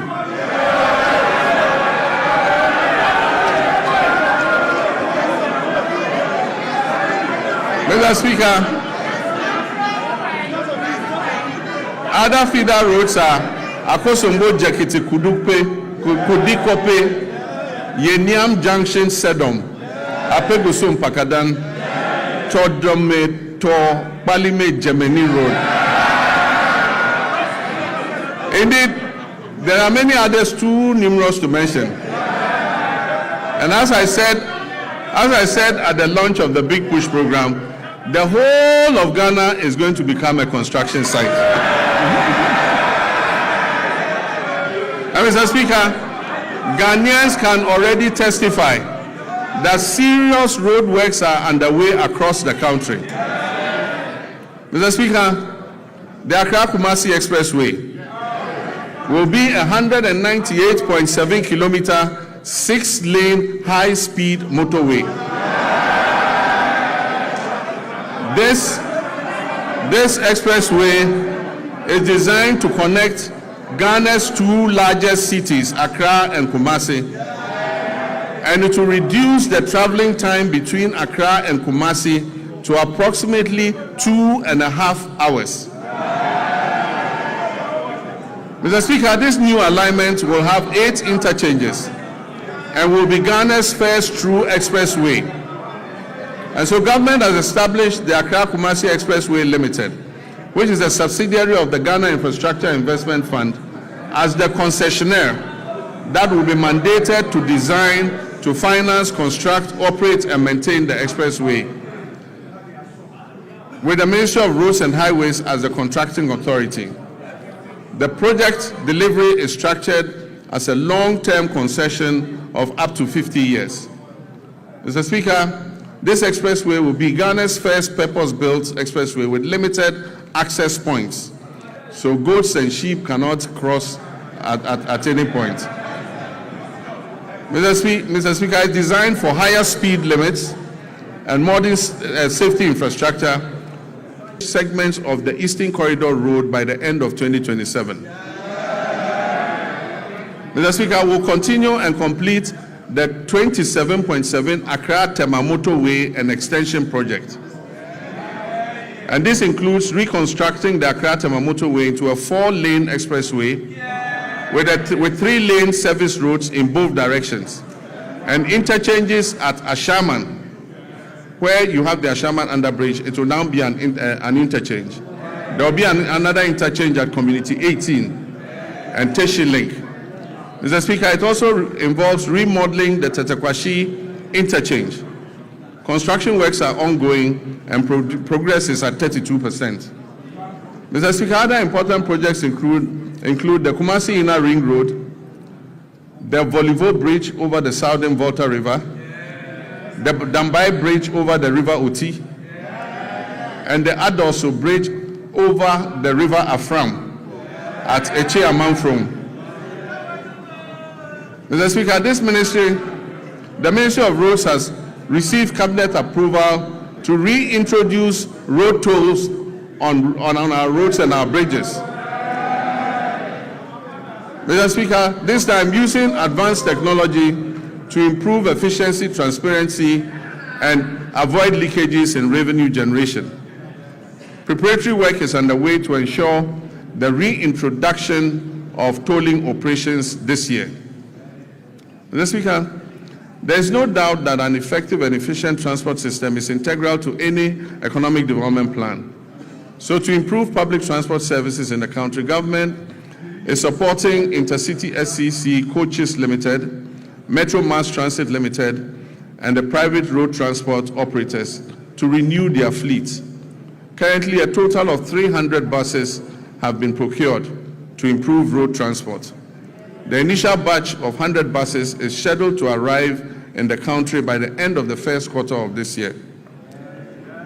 Mr. Speaker, in fulfillment of my pledge to re-establish a national airline, a 10-member task force established to oversee this initiative has submitted a business model and operational framework to guide the selection of a strategic partner for the new national airline. And this new national airline will take off soon, inshallah. Facility to serve both domestic and international flights. So when the remodeling of Terminal 2 is finished, all the domestic flights and some of the international flights will be moved to Terminal 2 so that we ease the congestion on Terminal 3. This will improve operational efficiency and enhance the overall passenger experience. Mr. Speaker, Accra's Terminal 3 remains amongst the best in Africa. A new concourse will link Terminal 2 and Terminal 3 so that passengers arriving in Terminal 2 and having to move to Terminal 3 won't have to come out and walk. They'll go through the concourse. Mr. Speaker, Terminal 3 is going to be supported by a new 7-story floor car park. It will also have an airport hotel and retail amenities to service the passengers. Mr. Speaker, runway expansion and overlay is currently being undertaken to strengthen the Accra International Airport's runway. Mr. Speaker, we will also begin work on new regional airports in Sunyani, in Bolgatanga, and Wa. In Sunyani, the current location of the airport is not appropriate to extend the runway, and so we have to move and build a new airport at a different location. Bolgatanga, the site has been acquired and work will commence. Wa also, we have to move the airport from where it is because it almost intersects the road and the airport slopes upwards, making it inappropriate for air travel. Mr. Speaker, we are also reverting the airport in Accra, the international airport in Accra, to its original name, the Accra International Airport. Even though NLC Decree 129 was passed, no effort or nothing was done to effect the clause in the decree that said that the airport should be renamed after Kotoka. So in all international records in ICAO and IATA, that airport in Accra, the international airport, remains named Accra International Airport. Mr. Speaker, we are working to fully operationalize the Tema and Pakadang rail line to maximize passenger, significantly easing congestion at the terminal, an action plan and a roadmap for the realization. Mr. Speaker, communications is important, and under the Rural Telephony and Digital Inclusion Project, implemented through the Ghana Investment Fund for Electronic Communications, GIFEC, we extend voice and data connectivity to unserved and underserved communities. We've targeted the construction of 2,016 cell sites all over underserved and unserved communities. 1,561 of these 2,016 cell sites have been constructed, and of this number, 1,144 have been activated. Work is ongoing to activate the remaining 417 sites. Preparations are also well underway to commence construction of the remaining 455 sites. Mr. Speaker, Under the School Connectivity Initiative, over 62,000 digital resources have been uploaded to the Ghana Knowledge and Skills Bank, enabling seamless access across multiple devices, from PCs to laptops to tablets and smartphones, for more than 600,000 users, including teachers, students, and researchers. Mr. Speaker, as part of the government's research agenda to ensure Ghanaian youth acquire essential digital skills for the modern global economy, I launched the 1 Million Coders program in March 2025. This initiative aimed to train 1 million Ghanaians in key digital areas, including data analytics, data protection, cybersecurity, the metaverse, and artificial intelligence over 4 years. Phase 1 of the program, that is the pilot phase, saw hundreds of trainees complete their training programs in person across 4 training centers that were established in Accra, Kumasi, Sunyani, and Bolgatanga. Mr. Speaker, Phase 2, which will include virtual sessions, is set to commence this year, with expanded training centers and an increased number of beneficiaries. We project that 400,000 young Ghanaians will be trained this year, and this will build up to the numbers approaching 1 million.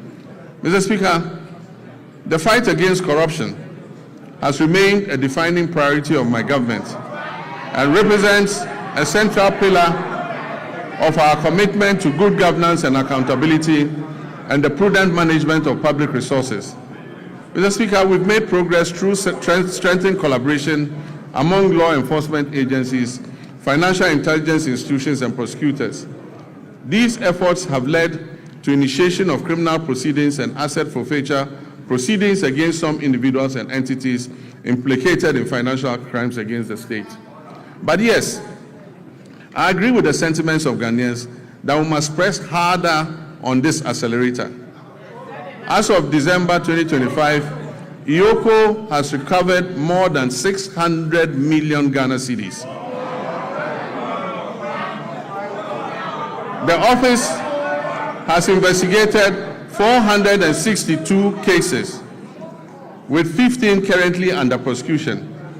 It has dismantled transnational carjacking syndicates and has recovered 29 luxury vehicles that were stolen.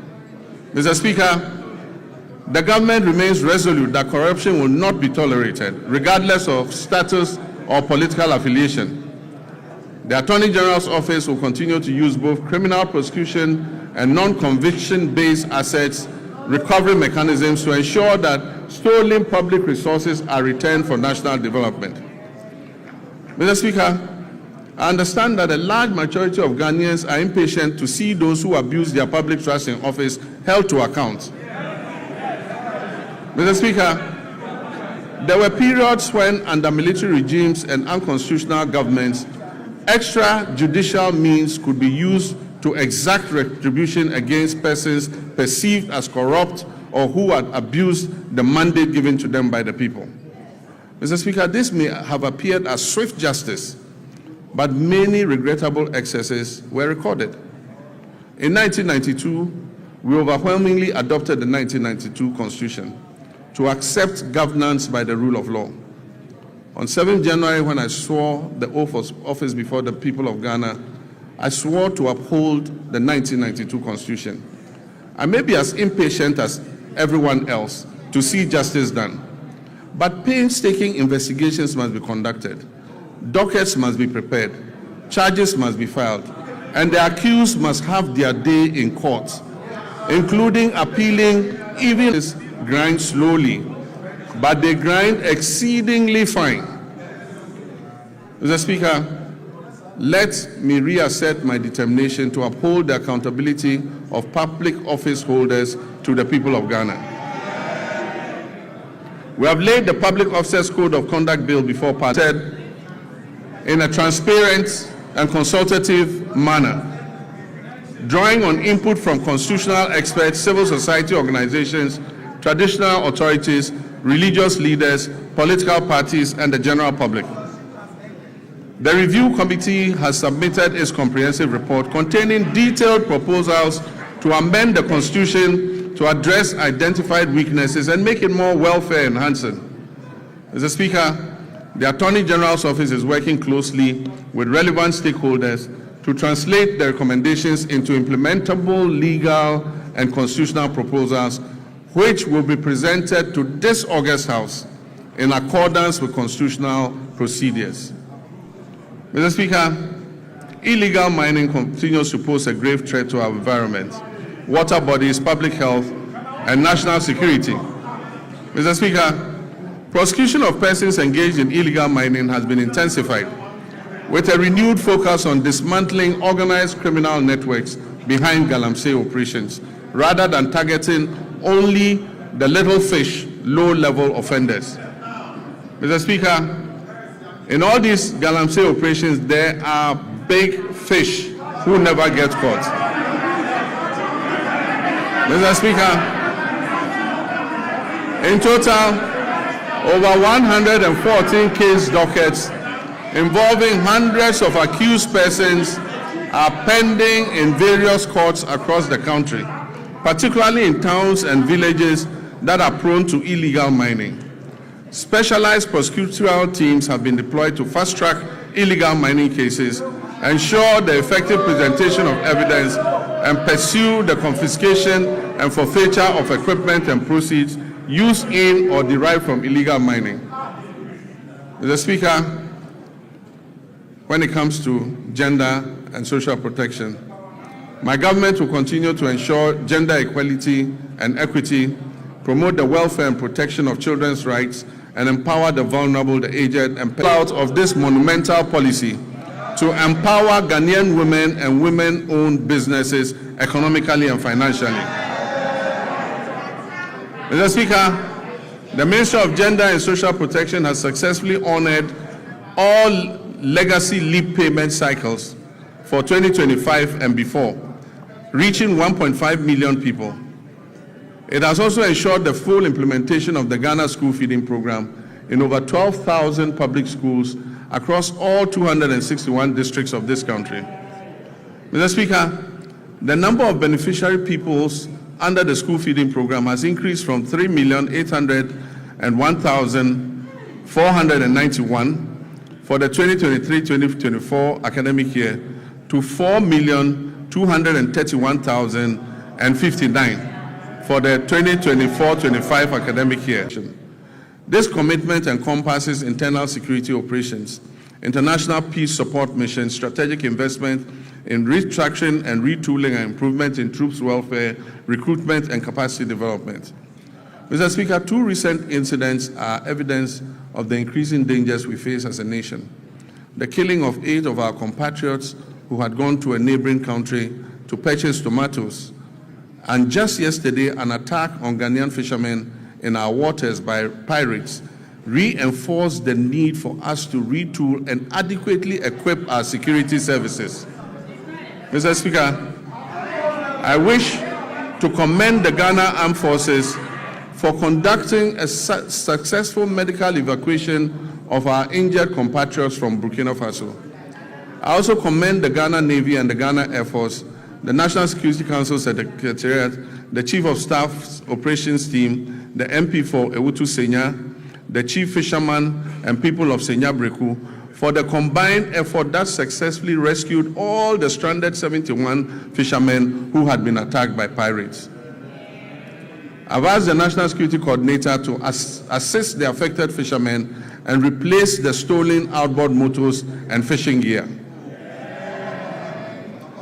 Mr. Speaker, the Armed Forces continues to play a key role in containing illegal small-scale mining through the deployment of river guards and support for the National Anti-Illegal Mining Operations Secretariat and assistance to special courts for swift prosecution of offenders. Mr. Speaker, during the year, the Ghana Armed Forces had 2,119 troops with requisite equipment deployed in various peacekeeping missions, reinforcing Ghana's reputation as a dependable and professional contributor to international peacekeeping operations. While Ghana continues to maintain an enviable reputation in international peacekeeping, we must note that many of these peacekeeping theaters where we have operated are winding down due to reduced budgets for UN peace support operations. And so as our troops return home, we must create opportunities for them to train, to remain active and stay engaged. Mr. Speaker, beyond peacekeeping operations, Ghana continues to demonstrate its strong commitment to international solidarity, humanitarian assistance, and South-South cooperation. In December 2025, the Ministry of Foreign Affairs, in conjunction with the Ministry of Defense, deployed 54 personnel from our 14 Engineers Brigade to Jamaica to support that country with national reconstruction efforts following the devastation that was caused by Hurricane Melissa, which claimed over 40 lives. In recognition of the scale of the recovery effort and the good work our soldiers were doing in reconstructing the houses in Jamaica, government approved a request from the government of Jamaica asking us to extend the mandate of our soldiers there for another 90 days, which we approved. Mr. Speaker, to further improve operational readiness, the government will continue to invest in vital defense infrastructure and retooling. The construction of a forward operating base at Libo, situated along the Western Maritime Corridor, is ongoing. This facility aims to boost maritime surveillance and better protect offshore oil and gas installations. The Northern Border Security Project, initiated to counter terrorism and transnational crime, is advancing decisively. This project constitutes the first line of defense against any infiltration and extremist threats coming from the Sahel, and it would significantly strengthen the surveillance of our northern border. Plans are well advanced to establish 2 new military barracks in Ejumako in the central region and in Dambai in the Oti region to address emerging security concerns and strengthen the presence of the state in these areas. To further support retooling efforts, agreements have been signed to procure and deliver 4 brand new Eurocopter helicopters and 1 jet for the Ghana Air Force, aimed at replacing the aging fleet and modernizing our air capabilities. The Ghana Armed Forces is carrying out a thorough overhaul of previously grounded aircraft, which involves replacing essential components and bringing them back into service. This aims to quickly restore their operational readiness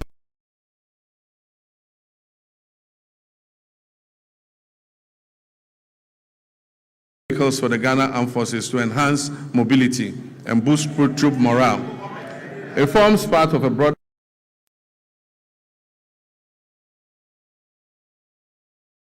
underway to acquire 2 brand new offshore patrol vessels, armored personnel carriers, protective gear, ammunition, vehicles, and strategic drones and advanced communication systems to enhance the operational capability of the Army, Navy, and Air Force.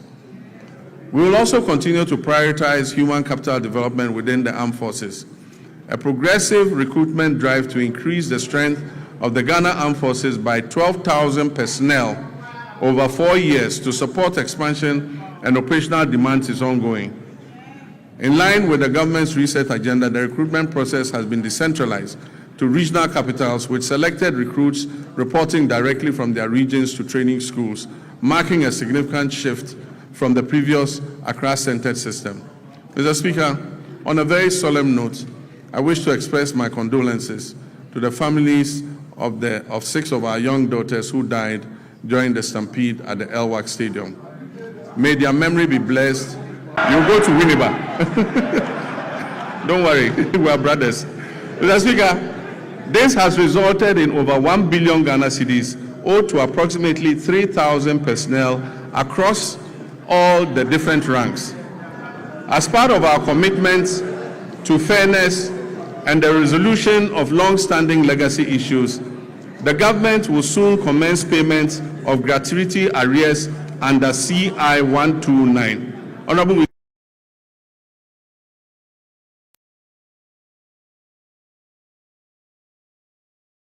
by the current Military High Command with the Ministry of Finance and the Ministry of Defense, a structured implementation plan has been agreed upon. This will bring closure to the issue that has been outstanding since 2020, and it will ensure that affected personnel receive their rightful entitlements. Mr. Speaker, the Ghana Police Service has also received 40 armored vehicles and 100 pickup trucks to enhance their operations. Other security agencies such as the Fire, Prisons, Immigration, BNI, and Narcotics Control Commission will also be retooled to enhance their efficiency. Mr. Speaker, let me take this moment to commend the IGP and his men for the recent major successes they are chalking in bringing dangerous criminals to justice. The trust of the Ghanaian people in their police service is rising again, and I urge you to keep up the standard. Mr. Speaker, Ghana's foreign policy remains a central instrument for advancing our national development, for safeguarding our sovereignty, and projecting our values on the global stage. At a time when the global environment is characterized by profound geopolitical shifts, economic uncertainty, climate-related challenges, and evolving security concerns within our sub-region, government has taken deliberate steps to ensure that Ghana's engagement with the world is purposeful, strategic, and responsive to the needs of our people. In this regard, the Ministry of Foreign Affairs has stepped up efforts to align Ghana's external relations with our domestic development priorities. Mr. Speaker, in West Africa, Ghana continues to pursue a policy of good neighborliness, solidarity, and constructive cooperation with all countries in the sub-region. We remain firmly committed to the vision of a peaceful, stable, prosperous, and integrated West Africa, grounded in mutual respect, dialogue, and collective responsibility.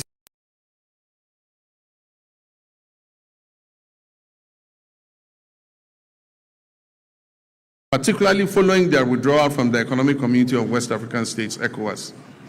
Ghana believes that continued dialogue and cooperation are indispensable to regional stability, and that disengagement only deepens our collective vulnerabilities.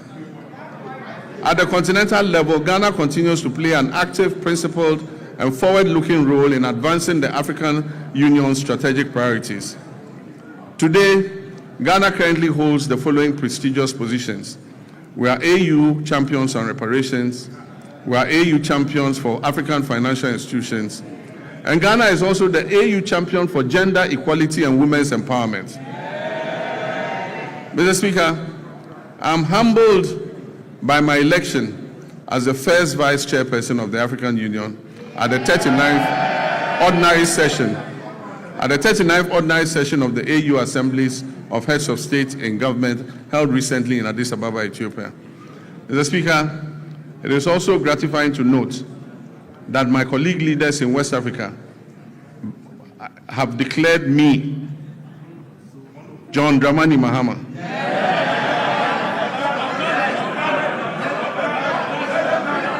President of the Republic of Ghana and Commander-in-Chief of the Ghana Opposition. They have declared me unopposed, by the grace of God, sole candidate for the position of chairperson of the African Union when the rotating chairmanship returns to West Africa in 2027.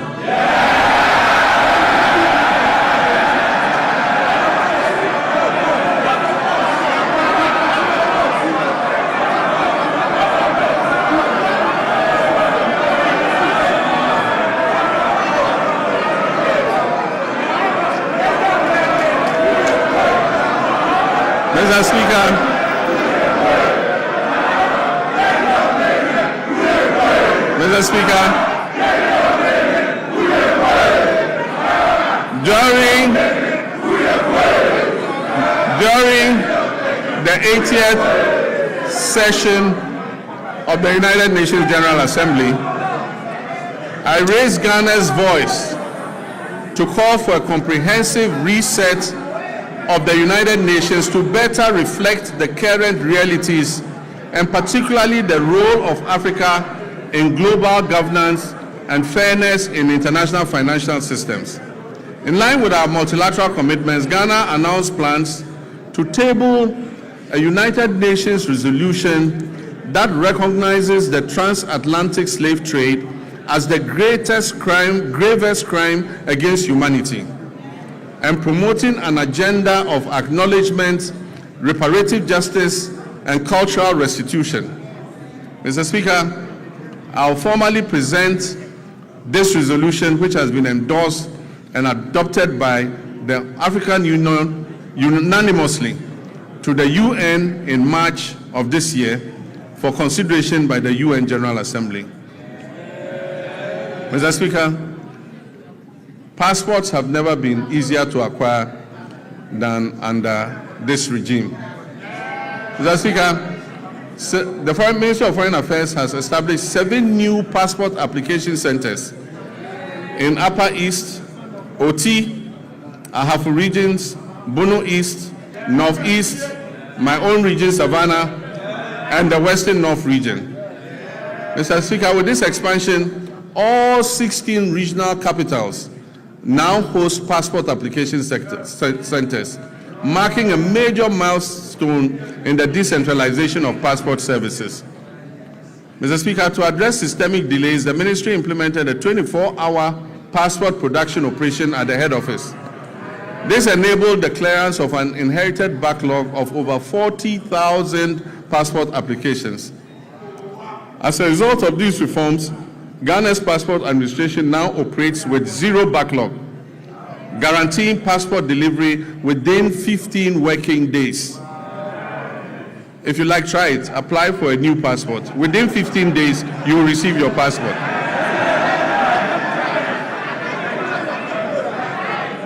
Mr. Speaker, to facilitate travel and boost tourism and ease business mobility, the Ministry of Foreign Affairs implemented a 5-day visa processing service across.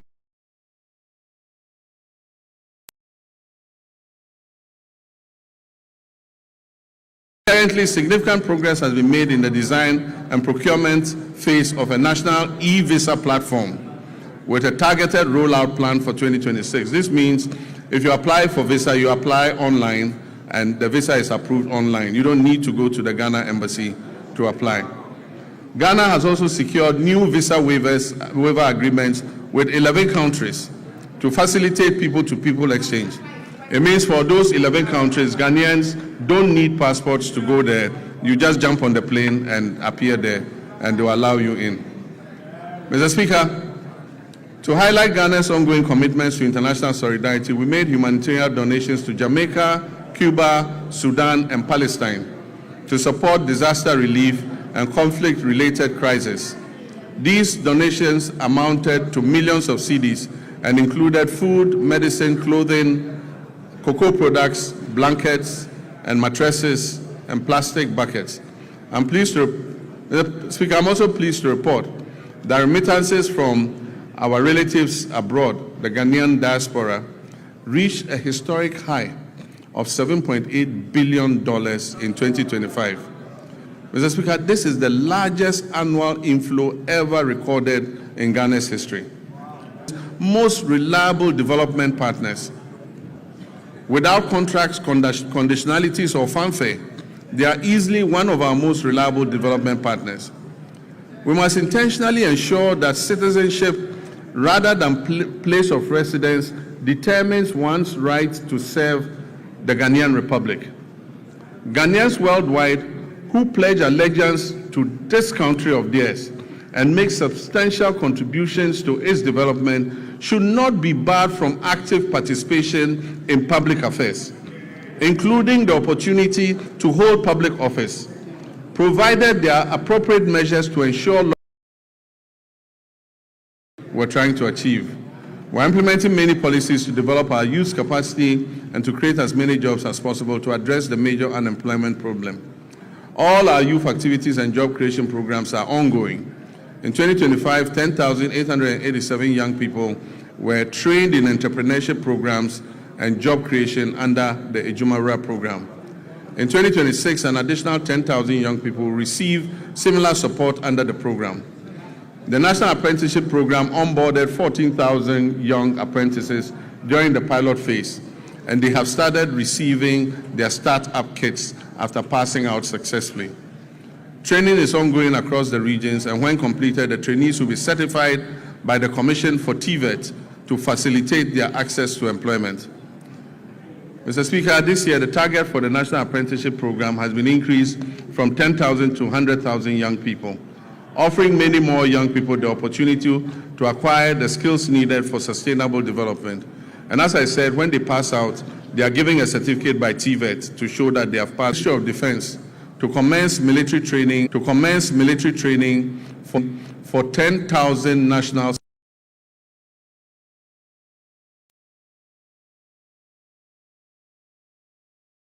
service personnel will receive call-ups to report at various military centers for training. Mr. Speaker, this was a program initiated by our late Minister for Defense of Blessed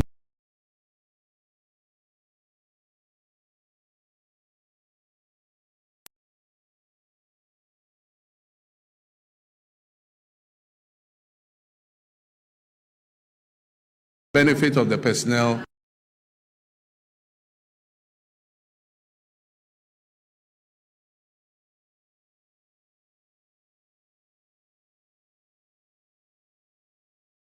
First step, we are collaborating with private sector to establish 3 new garment factories in Eastern Region, Central Region, and Bono East Region. This will create an estimated 27,000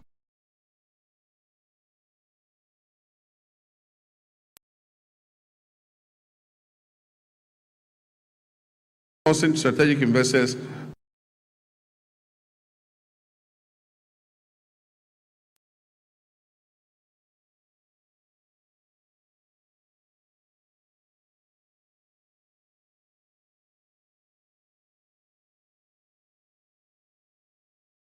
a 27.04% growth in 2025.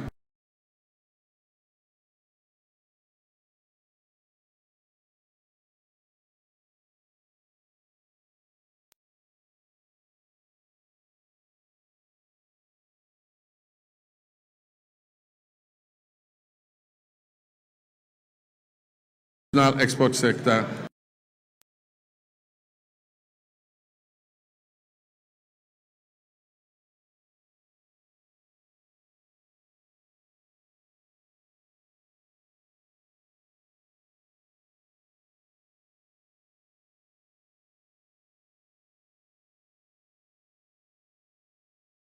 Of the overall 33.8% of industry's share of gross domestic product in 2025.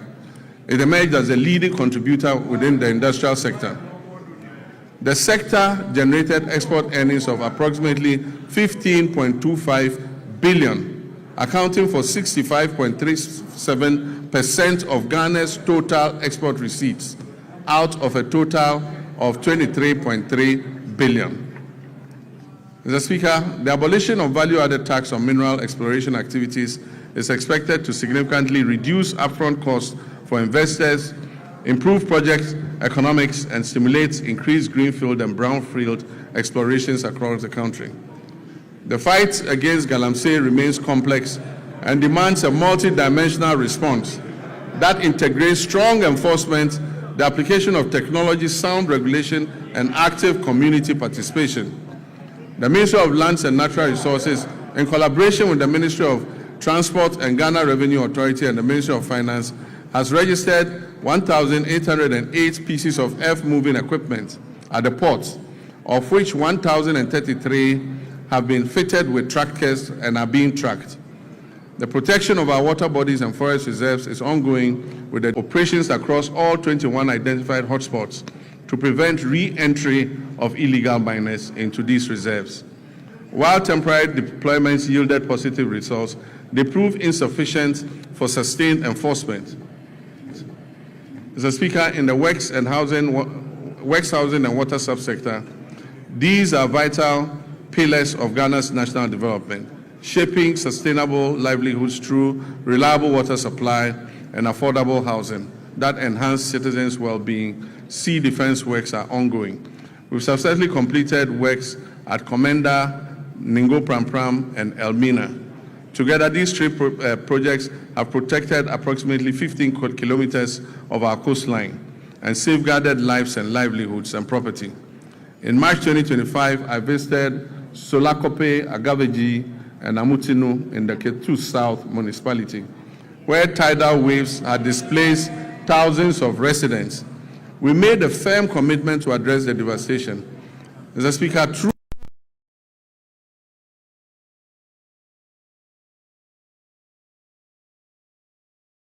the contract, and in August last year, I officially cut short to commence the project.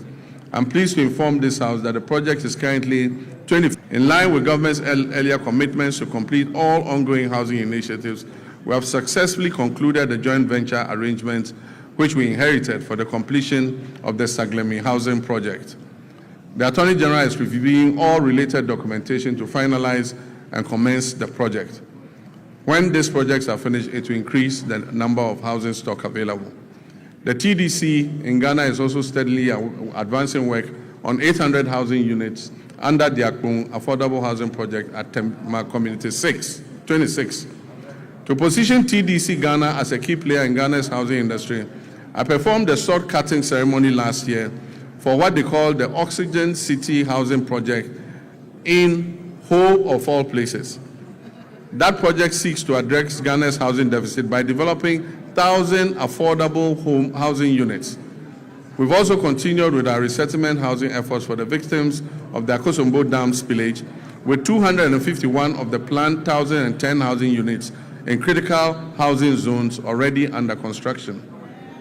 Collectively, these initiatives demonstrate government's continued resolve to expand access to affordable housing, strengthen urban planning, and provide relief to affected communities. Mr. Speaker, renewable water resources are estimated at about 54 billion cubic meters, with over 70% derived from the Volta River, which is shared among 6 riparian nations. We're implementing key interventions to expand and improve water services nationwide. So the following urban water supply projects are at various stages of completion. The Keta Waterworks, the Winchi Water Supply Project, Sakandita Krade Water Supply Project. And I'm happy to announce that Anyako has good, clean drinking water today, and the Community Water and Sanitation Agency will commission the project next week. It will also serve the island community of Seva. We'll begin preparatory work on the Damango and Sunyani water supply expansion projects and seek to finalize all financing arrangements for other water supply projects in Tamale, Yendi, Techiman, and Takwa. Mr. Speaker, the Danish government has allocated grant support to improve water supply services in low-income and high-density areas in Wa and Bolgatanga, aiming to address water challenges and provide relief to vulnerable populations. Mr. Speaker, the following rural water supply projects are ongoing: Asankregwa, Sehiyoso, Duadaso, Kwemandamfa, Goso, Dwabing, Aveime, and Edumbamso. To strictly follow the resetting agenda and secure sufficient funding, the Ministry of Finance has allocated 6.3 billion Ghana cedis to the District Assembly's Common Fund. This amount covers 4 quarters of the 2025 fiscal year, and it has been allocated to all 261 metropolitan, municipal, and district assemblies to execute their activities outlined in the medium-term development plans and annual action plans. Mr. Speaker, out of the amount released, a total of 4.3 billion has been dispersed to all MMDAs. The 4th quarter installment is being processed and will be disbursed soon. Mr. Speaker, all members of this House will agree with me. All members of this House will agree with me that the flow of resources to the district assemblies is unprecedented.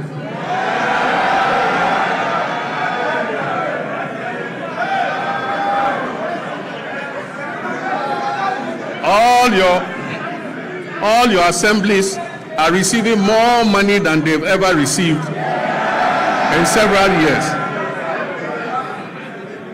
Mr. Speaker, in fulfillment of government's commitment to strengthening local governance and decentralization, the ministry has, for the first time in the history of local governance, disbursed a total of 100 million Ghana cedis in monthly allowances to all assembly members.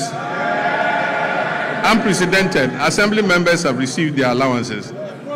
The Ministry of Local Government, Chieftaincy and Religious Affairs has also finalized designs for the new 24-hour economy modern markets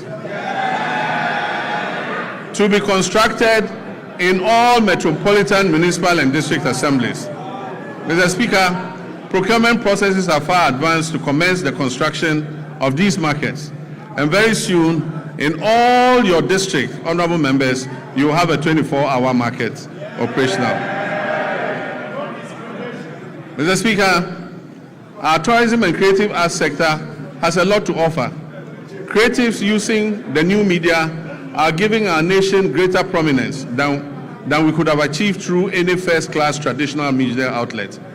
Our economy will not be built only by traditional sectors, but also by human creativity sectors that will absorb those people who will be displaced from the shop floor by the new AI technologies that are being rolled out. Ghana has become a favorite tourist destination because of our history, culture, our arts, our music, our fashion. I believe that this injection of money will bolster our creative sectors. Mr. Speaker, I wish to assure the creative industry and the Ministry of Tourism that I'll be your personal ambassador. Mr. Speaker, in line with our new national efforts to bring events and conferences to Ghana, we are going to undertake the refurbishment of the Accra International Conference Center to restore it to its iconic past as the country's national and international events and conference venue. Mr. Speaker, the original contractors of the center, Enego Project Ghana Limited, have conducted a structural integrity assessment at the request of the Office of Chief of Staff and made recommendations for the facilities renovation and refurbishment. They will commence this work in the next few weeks. But Mr. Speaker, the AICC is not enough for a country seeking to develop its creative sector and become West Africa's destination for meetings, conferences, musical concerts, and entertainment. So working with the private sector, work will also commence this year on a befitting convention and creative events center to position Ghana as West Africa's leading hub for meetings, incentives, conferences, and exhibitions and creative events. Ghana will also begin this year the renovation of the State Banquet Hall, which has been closed for a couple of years. Mr. Speaker, this year we will strengthen Ghana's standing in the major global and continental sporting events. We will make our 5th FIFA World Cup appearance. And for us, this is an opportunity to boost national branding and the economy beyond just sports. Mr. Speaker, supporters and other people interested in going to support the team would have to submit a visa request to the American Embassy, Ghanaians to America, and get us back on the ban list. Mr. Speaker, the Black Queens will compete at the 2026 African Cup of Nations, Women's African Cup of Nations, building on their bronze medal finish in Morocco. At the youth level, Ghana will participate in the 2026 Youth Olympic Games in Dakar with a multidisciplinary team aimed at strengthening long-term elite pathways. We'll also compete at the Commonwealth Games 2026 in Glasgow, reinforcing Ghana's presence across the Commonwealth sporting landscape. Mr. Speaker, as a member of the Ghana Journalists Association, I've been deeply concerned about the abuses suffered by journalists at the hands of some of our errant security personnel. I've asked the leadership of the security agencies to take firm action and to reorient their men and women on the need to be accommodating to journalists who are only doing their job of keeping citizens informed. I've also been concerned about the state of our state-owned media, most of which have suffered from historical underfunding and grappling with deteriorating infrastructure and facilities. I recently toured these media houses to learn about their challenges at first hand, and we're currently putting together a revitalization plan to leverage their valuable assets and re-inject life into their operations. The reintroduction of the Media Development Fund is also being reconsidered to support the Ghanaian media. Mr. Speaker, as I conclude, during my recent During my recent trip to Zambia, we saw what a united Ghana can achieve on the global stage. A simple mislabeling of our culture could have reduced us to a punchline. Instead, we moved with speed and confidence. We corrected the record. We turned what was supposed to be ridicule into reach. We turned confusion into connection. We taught what could have been a negative social media trend into a handshake of friendship with our Zambian brothers and sisters. Mr. Speaker, for most people, that episode was just a fleeting social media frenzy. Yet it served a greater purpose. It showed a nation that understands its brand equity. It showed citizens aligned around a common identity. It showed a country that knows who we are and refuses to be defined by others.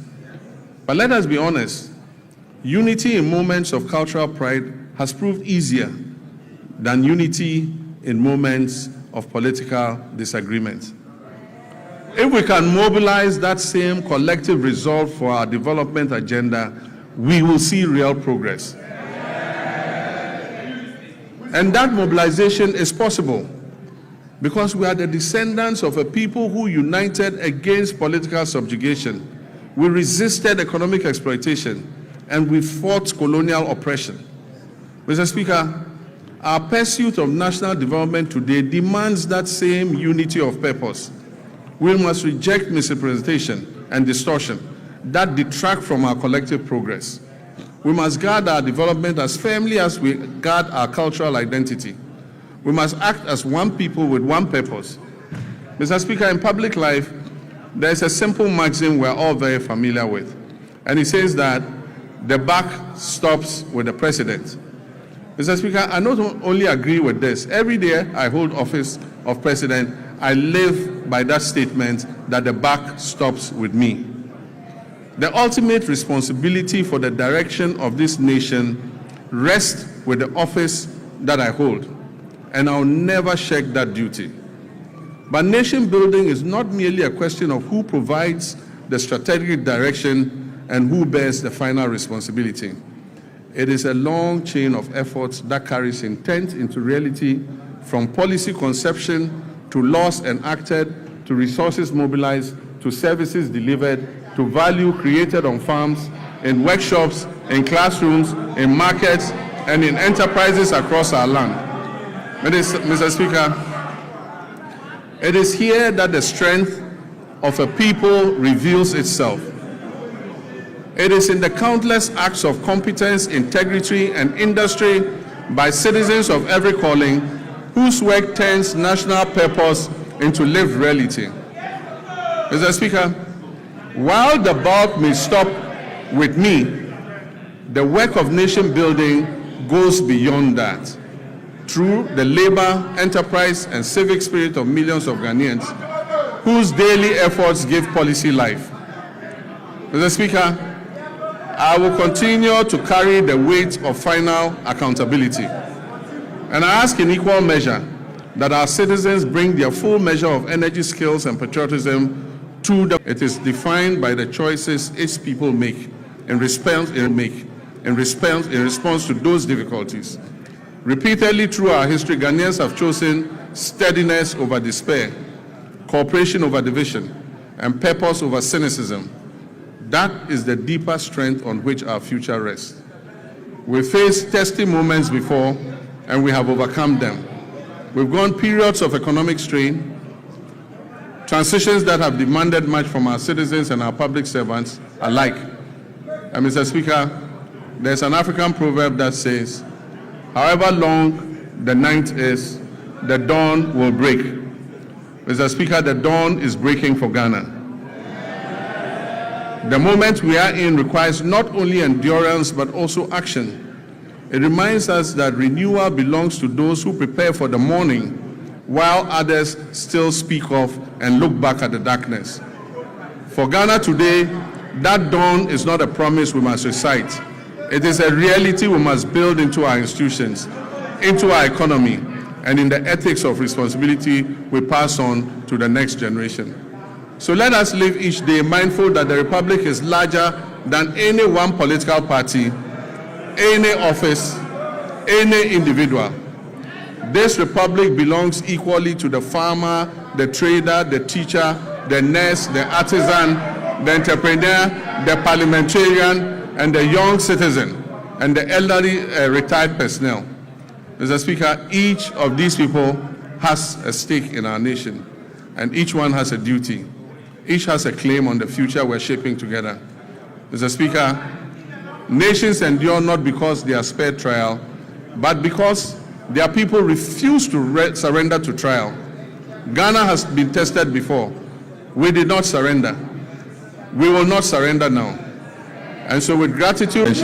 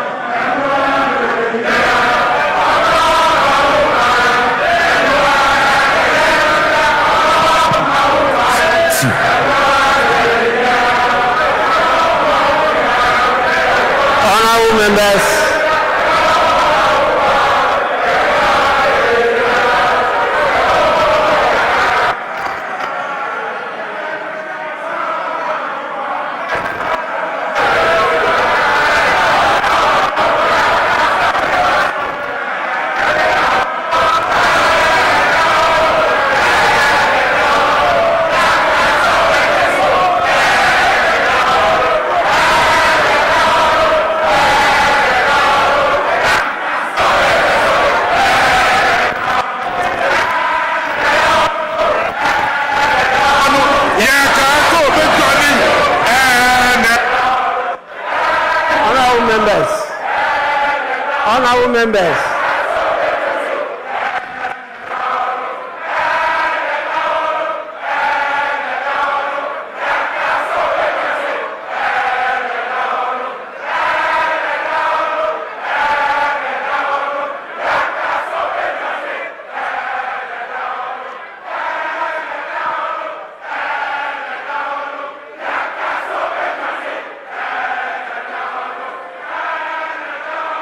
Honorable members.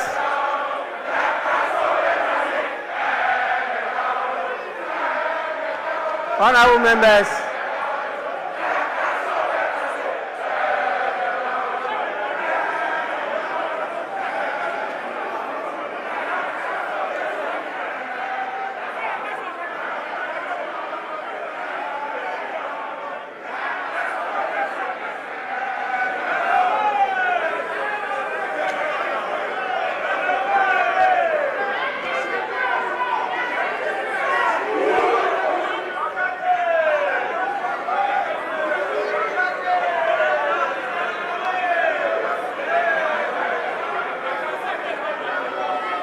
Honorable members, please. Honorable members, you know we are in this together, and you understand as accomplished parliamentarians that when the speaker is on his feet, every other person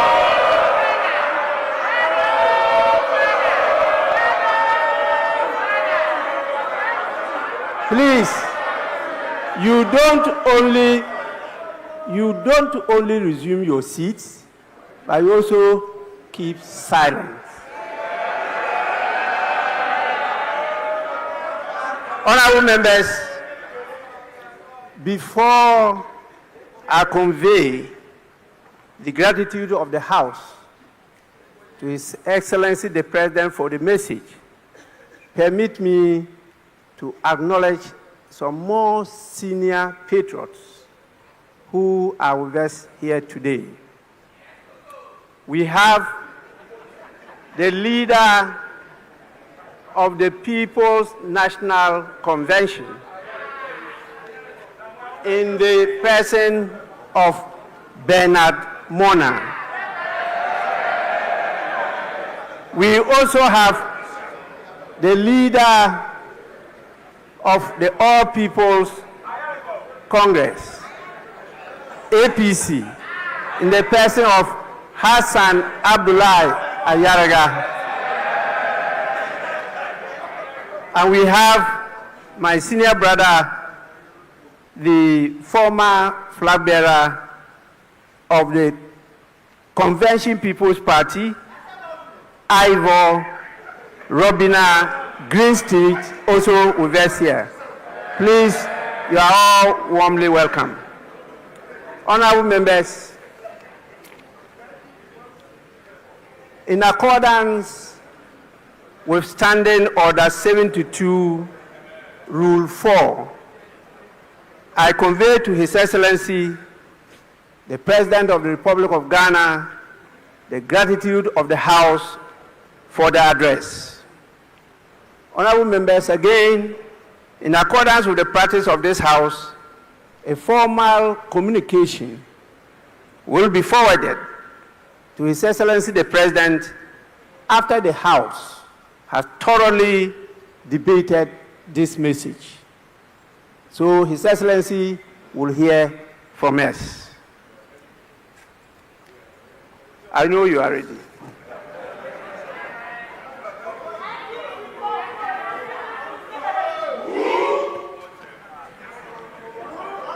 Honorable members, we, by our rules, are to sit for 5 hours per sitting. A lot of time, but not yet 5 hours. And so I'll have to call on the leaders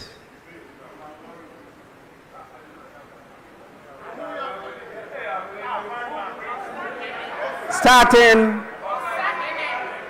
with the minority leader. And honorable members, in consultation with the leaders, I'm giving each of them 5 minutes. 5 minutes. Please, we'll hear you for only 5 minutes. Then after that, I'll put the question for adjournment. Yes, minority leader.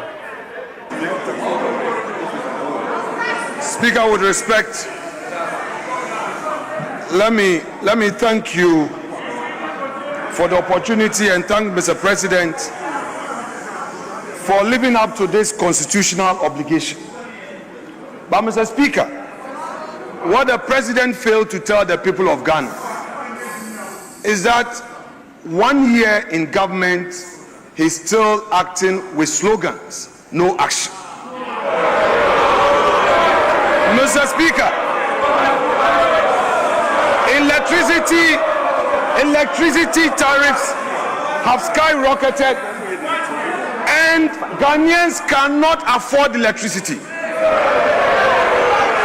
We have thousands of Ghanaian youths who are, Mr. Speaker, can they be quiet and listen? Because if they misconduct themselves, we'll do the same thing to their leader. Keep quiet. You can't take away my time. If you don't keep quiet and listen to me, your leader cannot speak. If you don't know, I'm telling you. Mr. Speaker, thousands of Ghanaian youths were dismissed through a letter by the Chief of Staff. It's part of the State of the Nation. Mr. Speaker, as we speak, there is a scandal looming. Security services recruitment, TribeNet, we know who brought that company to the ministry. Kama has a way. And we, the minority, will pursue the person and make sure there's full disclosure. Mr. Speaker, the cocoa farmers, they have reduced producer price, and Erikopoku cannot be found. They don't care about cocoa farmers, and they are here telling us inflation, macroeconomics, lebedi. Macroeconomics lebedi. Mr. Speaker, Galamsey continues. Ghanaians continue to suffer under this Galamsey hardship, and we expect concrete action to be taken on Galamsey. Mr. Speaker, to conclude, our elders say, give credit where credit is due. Mr. President is telling us today that some gains have been made. Those gains through this gold for reserve. Mr. Speaker, the gold for reserve policy, what they have failed to tell Ghanaians is that the Bawumia that they attack, Mr. Speaker, the Bawumia that they attack, the Bawumia that you attacked is the brainchild of this policy. Mr. Speaker, I would want to urge the government, give to Bawumia what belongs to Bawumia.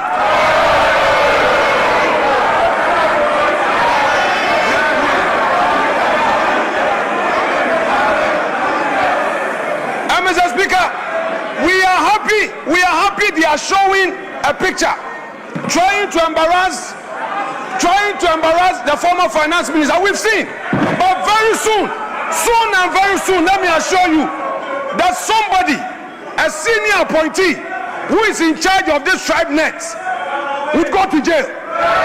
So the one behind TribeNet, the one who introduced TribeNet to the ministry, who is chopping money, Mr. Speaker, we are happy you are showing. Very soon we'll bring a picture. Then you will see the one in charge of TribeNet duping innocent Ghanaians, duping their unemployed youths. There are many youths who are looking for jobs, and this TribeNet, with the connivance of an appointee of government, she will be exposed. So you continue with Kenoforiata.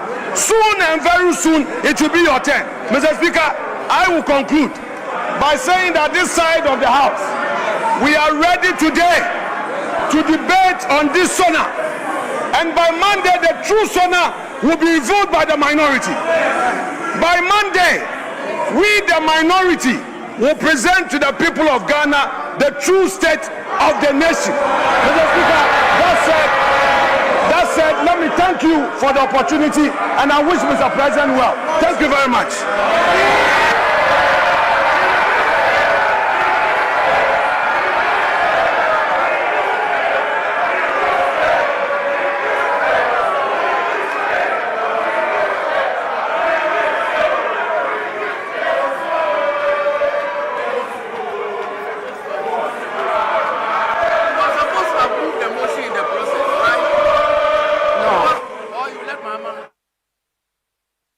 Listen to the majority leader.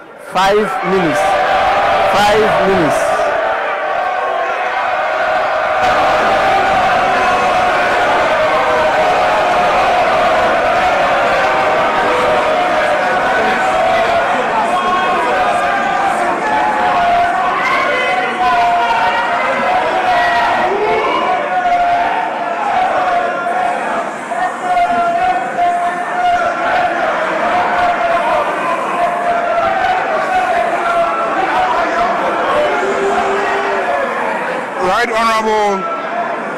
Right Honorable Speaker,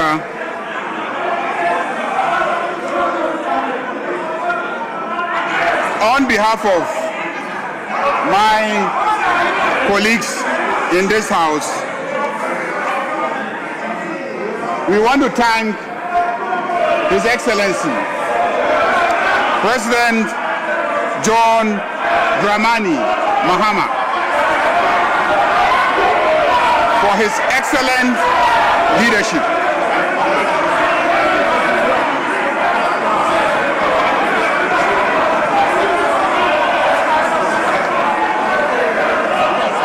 Honorable members, please.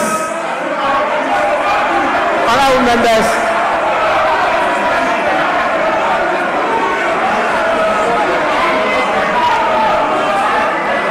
Honorable members, please.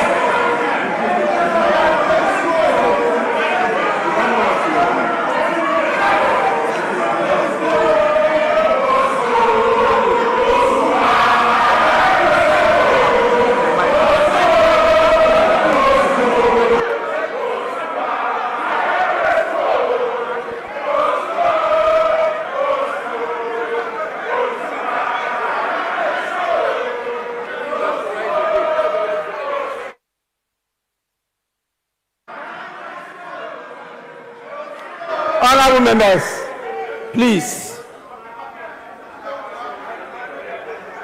We are not at a rally ground. Please.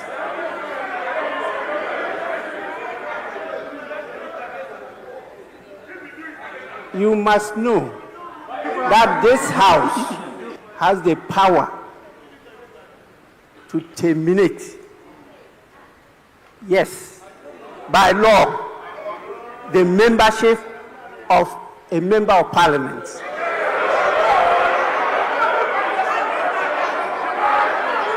Please.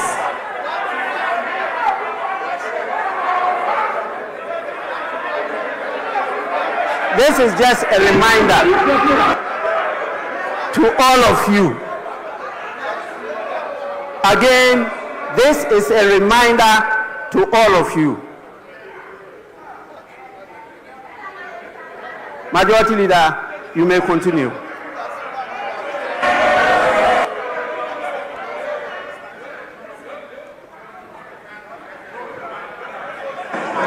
I want to thank His Excellency, the President John Dramani Mahama, for his leadership. Ghanaians are very grateful to you. Mr. Speaker, it is obvious that the Ghana you inherited and the Ghana you speak of today is like day and night.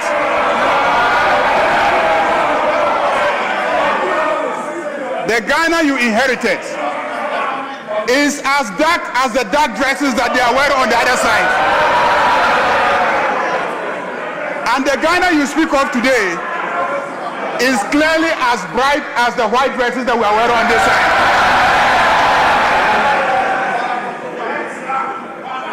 Mr. Speaker, clearly, everything that you have said here is true.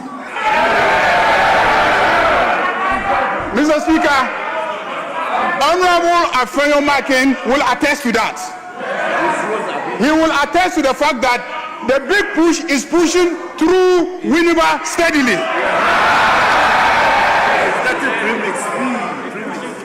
And he's getting premix. Mr. Speaker, it seems today is about cocoa prices. I can understand. Mr. Speaker, let me read Reuters today. Reuters has confirmed Ivory Coast will pay cocoa farmers 800 to 1,000 CFA francs per kilogram for the mid-crop starting March 1st. The main crop price was 2,800 CFA francs per kilogram. When converted to Ghana cedis, this is about 980 to 1,225 Ghana cedis per 64 kilogram bag.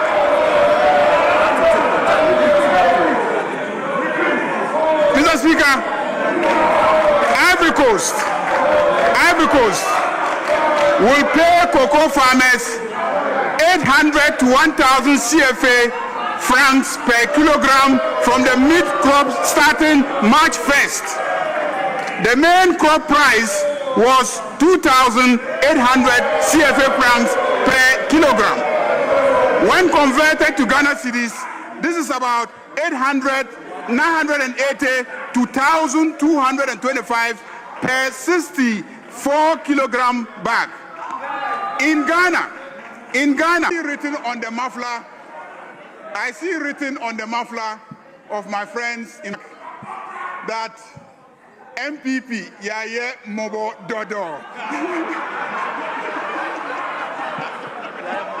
MPP Yaye Mobo Dodo. Mobo Dodo MPP.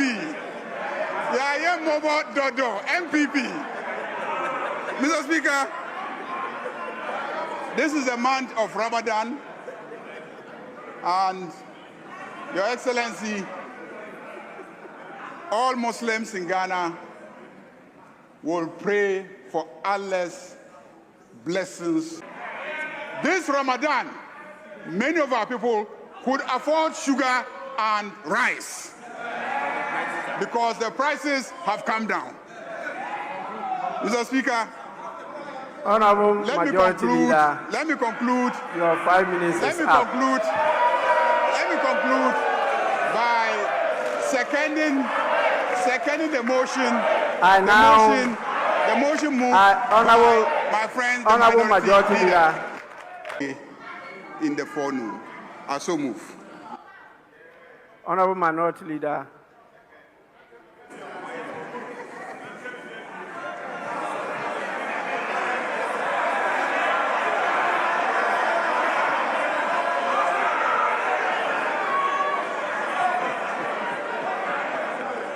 Mr. Speaker,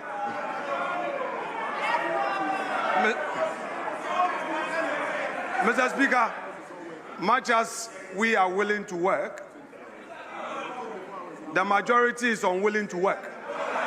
So, Mr. Speaker, I will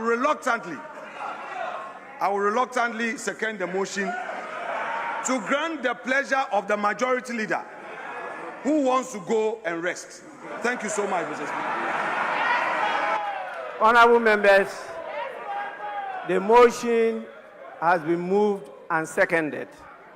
And the question is, as many as are in favor of adjournment, say aye. As many as are against, say no. Honorable members, clearly the ayes have it. The House is accordingly adjourned till Tuesday, 3rd March 2026 at 2 p.m. The House is adjourned.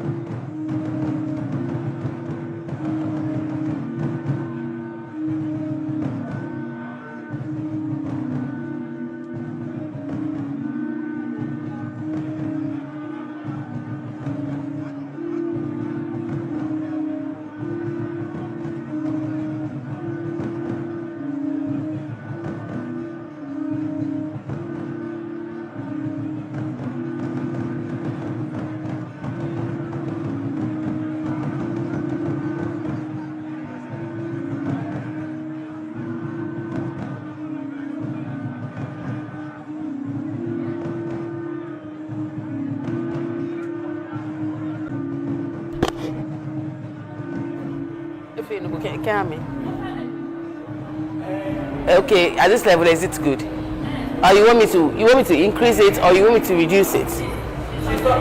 Am I increasing the volume, or I'm reducing?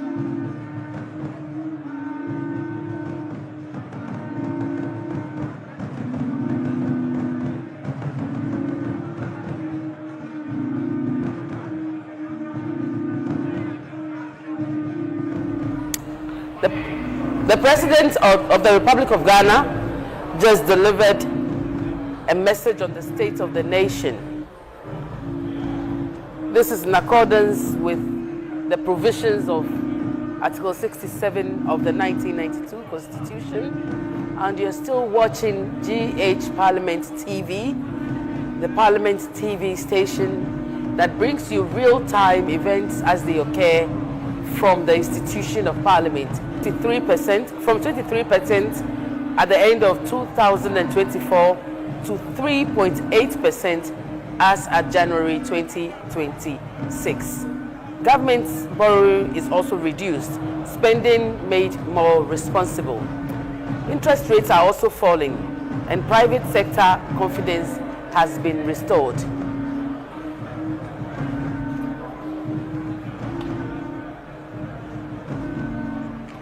At the moment, according to President John Dramani Mahama, over 1 million jobs have been created and 1 million people have left the poverty threshold. Indeed, as he indicated to the Right Honourable Speaker during the speech, Ghana is getting back on track. Article 67 of the 1992 Constitution mandates the President to deliver a State of the Nation address to Parliament at the start of each session and before its dissolution. This message usually outlines the country's economic, social, and political status, as well as future administration plans, and that's what happened today. Now, the procession is heading to where the President will sign Parliament's visitors book. As I indicated earlier, this is a procession made of the clerks at table, the leadership of the House, the Right Honourable Speaker, the Marshal, who's our Sergeant at Arms, bears our state's symbol of authority, which is the mace. The state sword bearer also carries the state sword in the procession. Of course, the judiciary has its scales of justice also present when they come for the occasion. As usual, members of the media are eager to get riveting photos for the occasion. Mr. President heads to sign the book, the visitors book for the institution of Parliament, and he is currently at the Speaker's lobby, which is where the Speaker retires to anytime he has to leave the chamber or excuse himself or take any visitors and stuff like that. He goes to the visitors lobby. Opposite the visitors lobby is the clerks at table lobby, where the clerks change and also hold their low meetings before. The Right Honorable Speaker, in a conversation with the wife of the President, our First Lady, Her Excellency Lodina Mahama. Of course, the Vice President, Her Excellency Professor Nana Jane Opoku-Agyeman is also there. Spouse of the Chief Justice also there. And Mr. President is signing the book. Of course, in attendance is the meetings and discussions are had with the security agencies, with service providers, with state agencies. Members of Parliament play a very important role.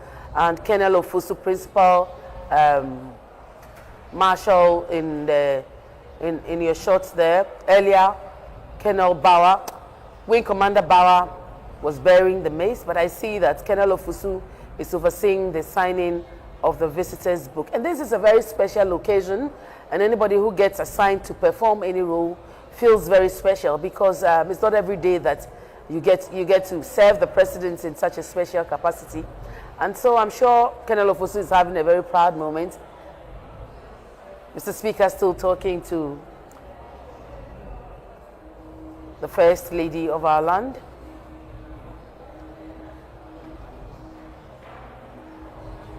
And this is where members of the Parliament and some staff may get photo opportunities with His Excellency the President. And Director of State Protocol also overseeing activities and ensuring that work is going on smoothly. Mr. President still writing his message. I'm sure he's wishing Parliament well and pledging to oversee a good or a better 2026 where we build on the very, very good gains that were made in 2025. The police band always comes and plays the national anthem and other patriotic songs at such a special occasions, and they ensure that generally the program goes well. I mean, what's a program without music? After all, they say he who sings prays twice. As we said at the beginning of the program, the President touched on a number of issues and sectors like health, education, agriculture, and I saw the cocoa pots that the members of the minority had in the chamber. Now it's the turn of the Vice President, Her Excellency Professor Nana Jane Opoku, to sign the visitors' book. Professor Jane Nana Opoku is a woman that has distinguished herself in public life.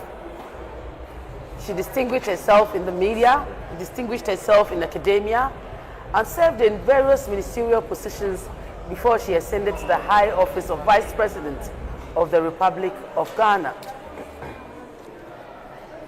I'm trying to mention Mr. Speaker's traditional name, but I know better because I don't know whether it's Taglina or something like that, but the Right Honorable Speaker holds chieftaincy titles in 4 different traditional areas in Ghana.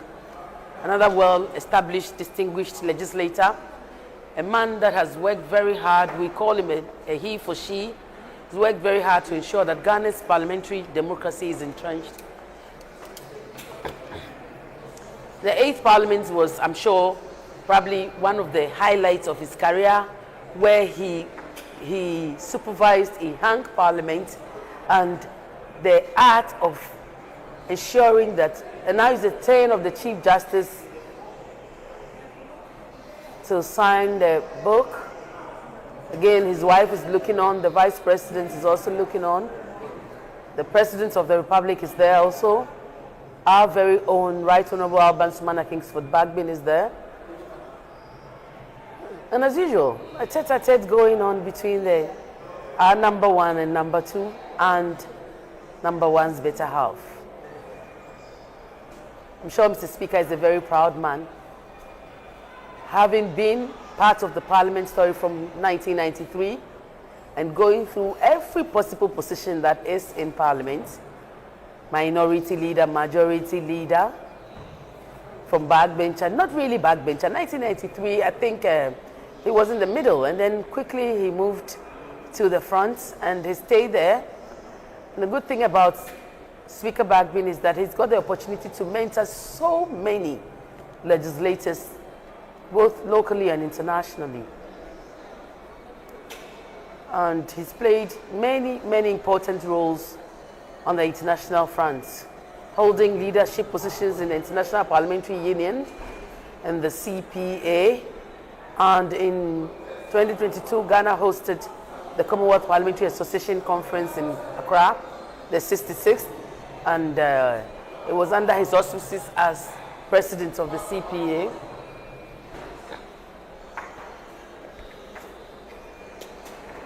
Mr. Speaker exchanging pleasantries with members of Parliament. He just spoke to the minority leader. That's the clerk to Parliament. Camilo is the deputy clerk. And I know that the head of Table Equia is there, as well as Eunice from the Table Office, all exchanging pleasantries with the President, the First Lady, the Chief Justice.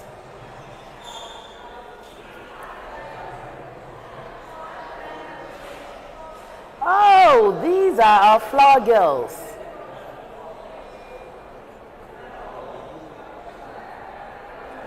Brought all the way from the Oti region. I am sure their parents will be very happy. And I have with me Honorable Isaac Wamanyaku. He is the member for Efia. Honorable, this is a beautiful ceremony, isn't it? Oh yes, it has always been when you have the president visiting Parliament to deliver a state of the nation. What was your key takeaway? And the glass is half full rather than half empty. No, it is actually almost empty, not half. It's not at all. Because I told you earlier in the morning that my expectations are to do more with creating opportunities for the youth in terms of employment. And if you listen to the minority leader, he gave that signal that the letter from the chief of staff has led to the dismissal of so many Ghanaians, and the president didn't show us any direction in terms of creating employment for the Ghanaian youth. Worse still is the agricultural sector, where you wanted to see a lot more of what government has done in the year 2025. That also didn't come out so strongly. So basically the main ingredient that offers opportunity for employment, we don't seem to have it, and I think that was missing in the State of the Nation's address. Yes, but there were some really good highlights as well. I mean, employment for over 1 million people, people going out of the poverty threshold. These are things that we should also highlight. That data from the Statistical Service ought to be interrogated, because over the past year till now, governments have never shown us the areas where the employments were created. And so these are numbers that are now being churned out, and their reliance is the Statistical Service. But we need to be very careful, because over the year, we've never seen where these 1 million jobs have been created. The youth remain unemployed. We've never seen it in industry. We've not seen it at the manufacturing sector. Government itself has not done any employment over the past year, 2025. So it's very worrying to see where that true number on our screens now, the leadership, the second deputy speaker, first deputy speaker have now joined the president and the vice president and Mr. Speaker, the Chief Justice, to take a very memorable photograph. I'll have to let you go, Isaac, because I see that more of our colleagues are there. But I want to invite you to our TV station. Come and let's have a longer conversation on this matter, and do enjoy your day. Awesome. Have a blessed day too. Thank you very much. Deputy Director for Broadcasting doing his thing. They're trying to get Mr. President. Oh, and that's our clerk and our deputy clerk, together with the head of table and the marshal. I'm taking a photograph with His Excellency, the President of the Republic of Ghana, John Dramani Mahama. Of course, my very own brother, Fred Bauer, is also in the background with the mace, which is the authority of Parliament, which is a symbol of authority of Parliament. And today has been a special day. This is a special edition of our coverage on GH Parliament TV, and the plan is to bring you real-time happenings from the real source where it happens, and conversations are being had by the people who are themselves the actors of the things that you see. And today, we've had an opportunity to not only see the state of the nation, which we always see in the media, but also for the very first time ever, tell the Parliament story our own way. And I am being joined by a man who should have been here a lot earlier, because he's my partner in crime. We worked very hard to see this come to fruition. Congratulations. I didn't get a chance to congratulate you on GH Parliament TV. Oh, thank you. Thank you well so done. much. Yeah. But I've been seeing your documentary. Yes. And every time I see the documentary, I'm like, why didn't you say, oh, I worked with Kate on it? Kate, everybody knows that you lead the team. So when we talk about Parliament TV, we cannot skip you. And you know that you have been on the drive. How have you been? I've been very well. Terrific. Today, Yes. how did it go? I'm so happy. I'm so happy, so happy. I can't express it because it is one of the best State of the Nation address that we have ever witnessed in the history of this country. If you consider the fact that Ghana was taken back, in fact, it is projected that we were taken back about 20 years. Just in 8 years, they took us back to 20 years. And then this president has been able to navigate through the challenges by paying all our debt, in fact, almost all our debt, because he highlighted that the debt owed by WAIC or to WAIC has been paid fully. We have also serviced many of our bilateral debt as well. And that alone gives me relief. It means that some people come to accumulate debts and show no results. Others come to pay our debt and show results just in 1 year. What he has been able to achieve is remarkable, and that is what makes me so very happy. You know, in the morning, we had conversations before the State of the Nation, and the question I kept asking your colleagues was whether they had specific interest areas that they like the president to talk about. Yeah. Did you have a specific area that you were interested in? Of course, and Kate, you know that Communication. Yes, exactly. You know, you know very well that my interest area is communication. The president just delivered. In fact, I knew what we have achieved within the 1 year together with the Minister for Communication, Honorable Sam George. In fact, what we have been able to do is rolling out the 1 million coders. That is going to take a lot of our youth from the streets into, getting knowledge in coding, and that is going to change their lives. We are currently selecting coders, or if you like, leaders, or those who are going to drive this through the various districts and constituencies. And I'm so happy that it is taking shape. The University of Ghana is involved, GIFEC is involved, Kofi Annan ICT Center is involved, everybody. There is also the private sector that is also willing to come on board with this. So it is something that we have achieved. In fact, we are currently also building ICT centers in all the districts in the country.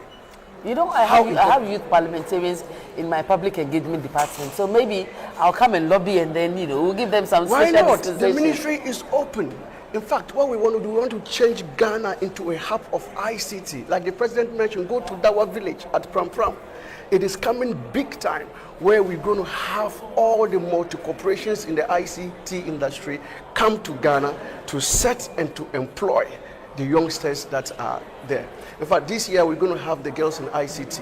We want to ensure that those who will be trained, we will monitor their progress up to the level where Google and then the likes of MTN within the country can employ them, and where they can also learn skill to be self-employed as well. So we are doing a lot in the ICT industry. Currently, the ministry is reviewing about 15 bills. We're going to have the cybersecurity bill, we're going to have NCA bill also, law also reviewed. We have the data protection. For yesterday, we celebrated data protection. Yeah, day I yesterday had to at the listen because I Alisa. was doing Yes, something exactly. The speaker was supposed to be there. In fact, the second deputy speaker was there. Yeah, exactly. And he stayed the whole day. Exactly. So all of these are happening within the space of just 1 year. And we are achieving results. Look at the road sector, where the president talked about the big push. In fact, and it is not just saying, but it is working. It is happening right now. From Bintiri to Nagbanduri, there is a big push now. The contractor is there. In fact, at Hutu, Afenya constituency is called what? Afenya's constituency. What's the leader's constituency? Minority leader. Afenyo. It is just to say that. It's just to say that we shouldn't be pardoned. So, yes, so in rounding up, give me. Will I see you on the floor talking about these things during the debate? Of course, I'm going to lead the debate as far as the ICT is concerned. And you will hear more during the debate. And it is time that all Ghanaians rally behind us because they have seen the good work. In fact, the other side came only to talk about cocoa.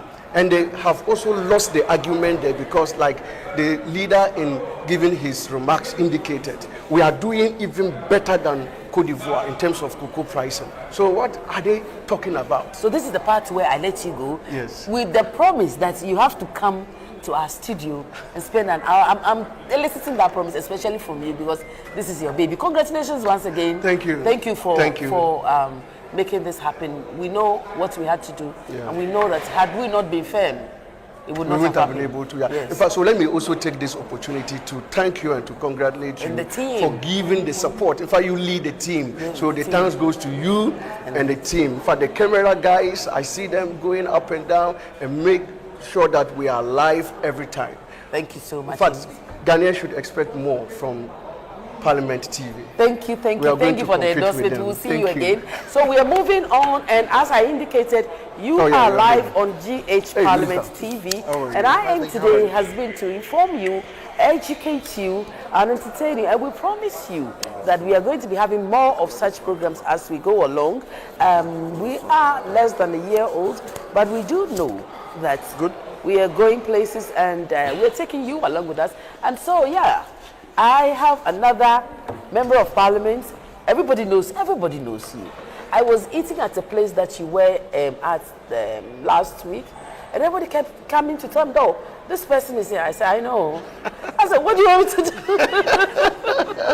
It's like, wow. It's like I've come to say, "Oh, pay my bills." I should have done that, don't you think? I think so. I think you should have removed yourself. Yeah, but I didn't. I thought you should eat in peace. So how are you today? I'm doing well and glowing, having heard good news from the President of the Republic of Ghana. I watched it, and so I have a good idea of what was said. But let's hear what you think of it.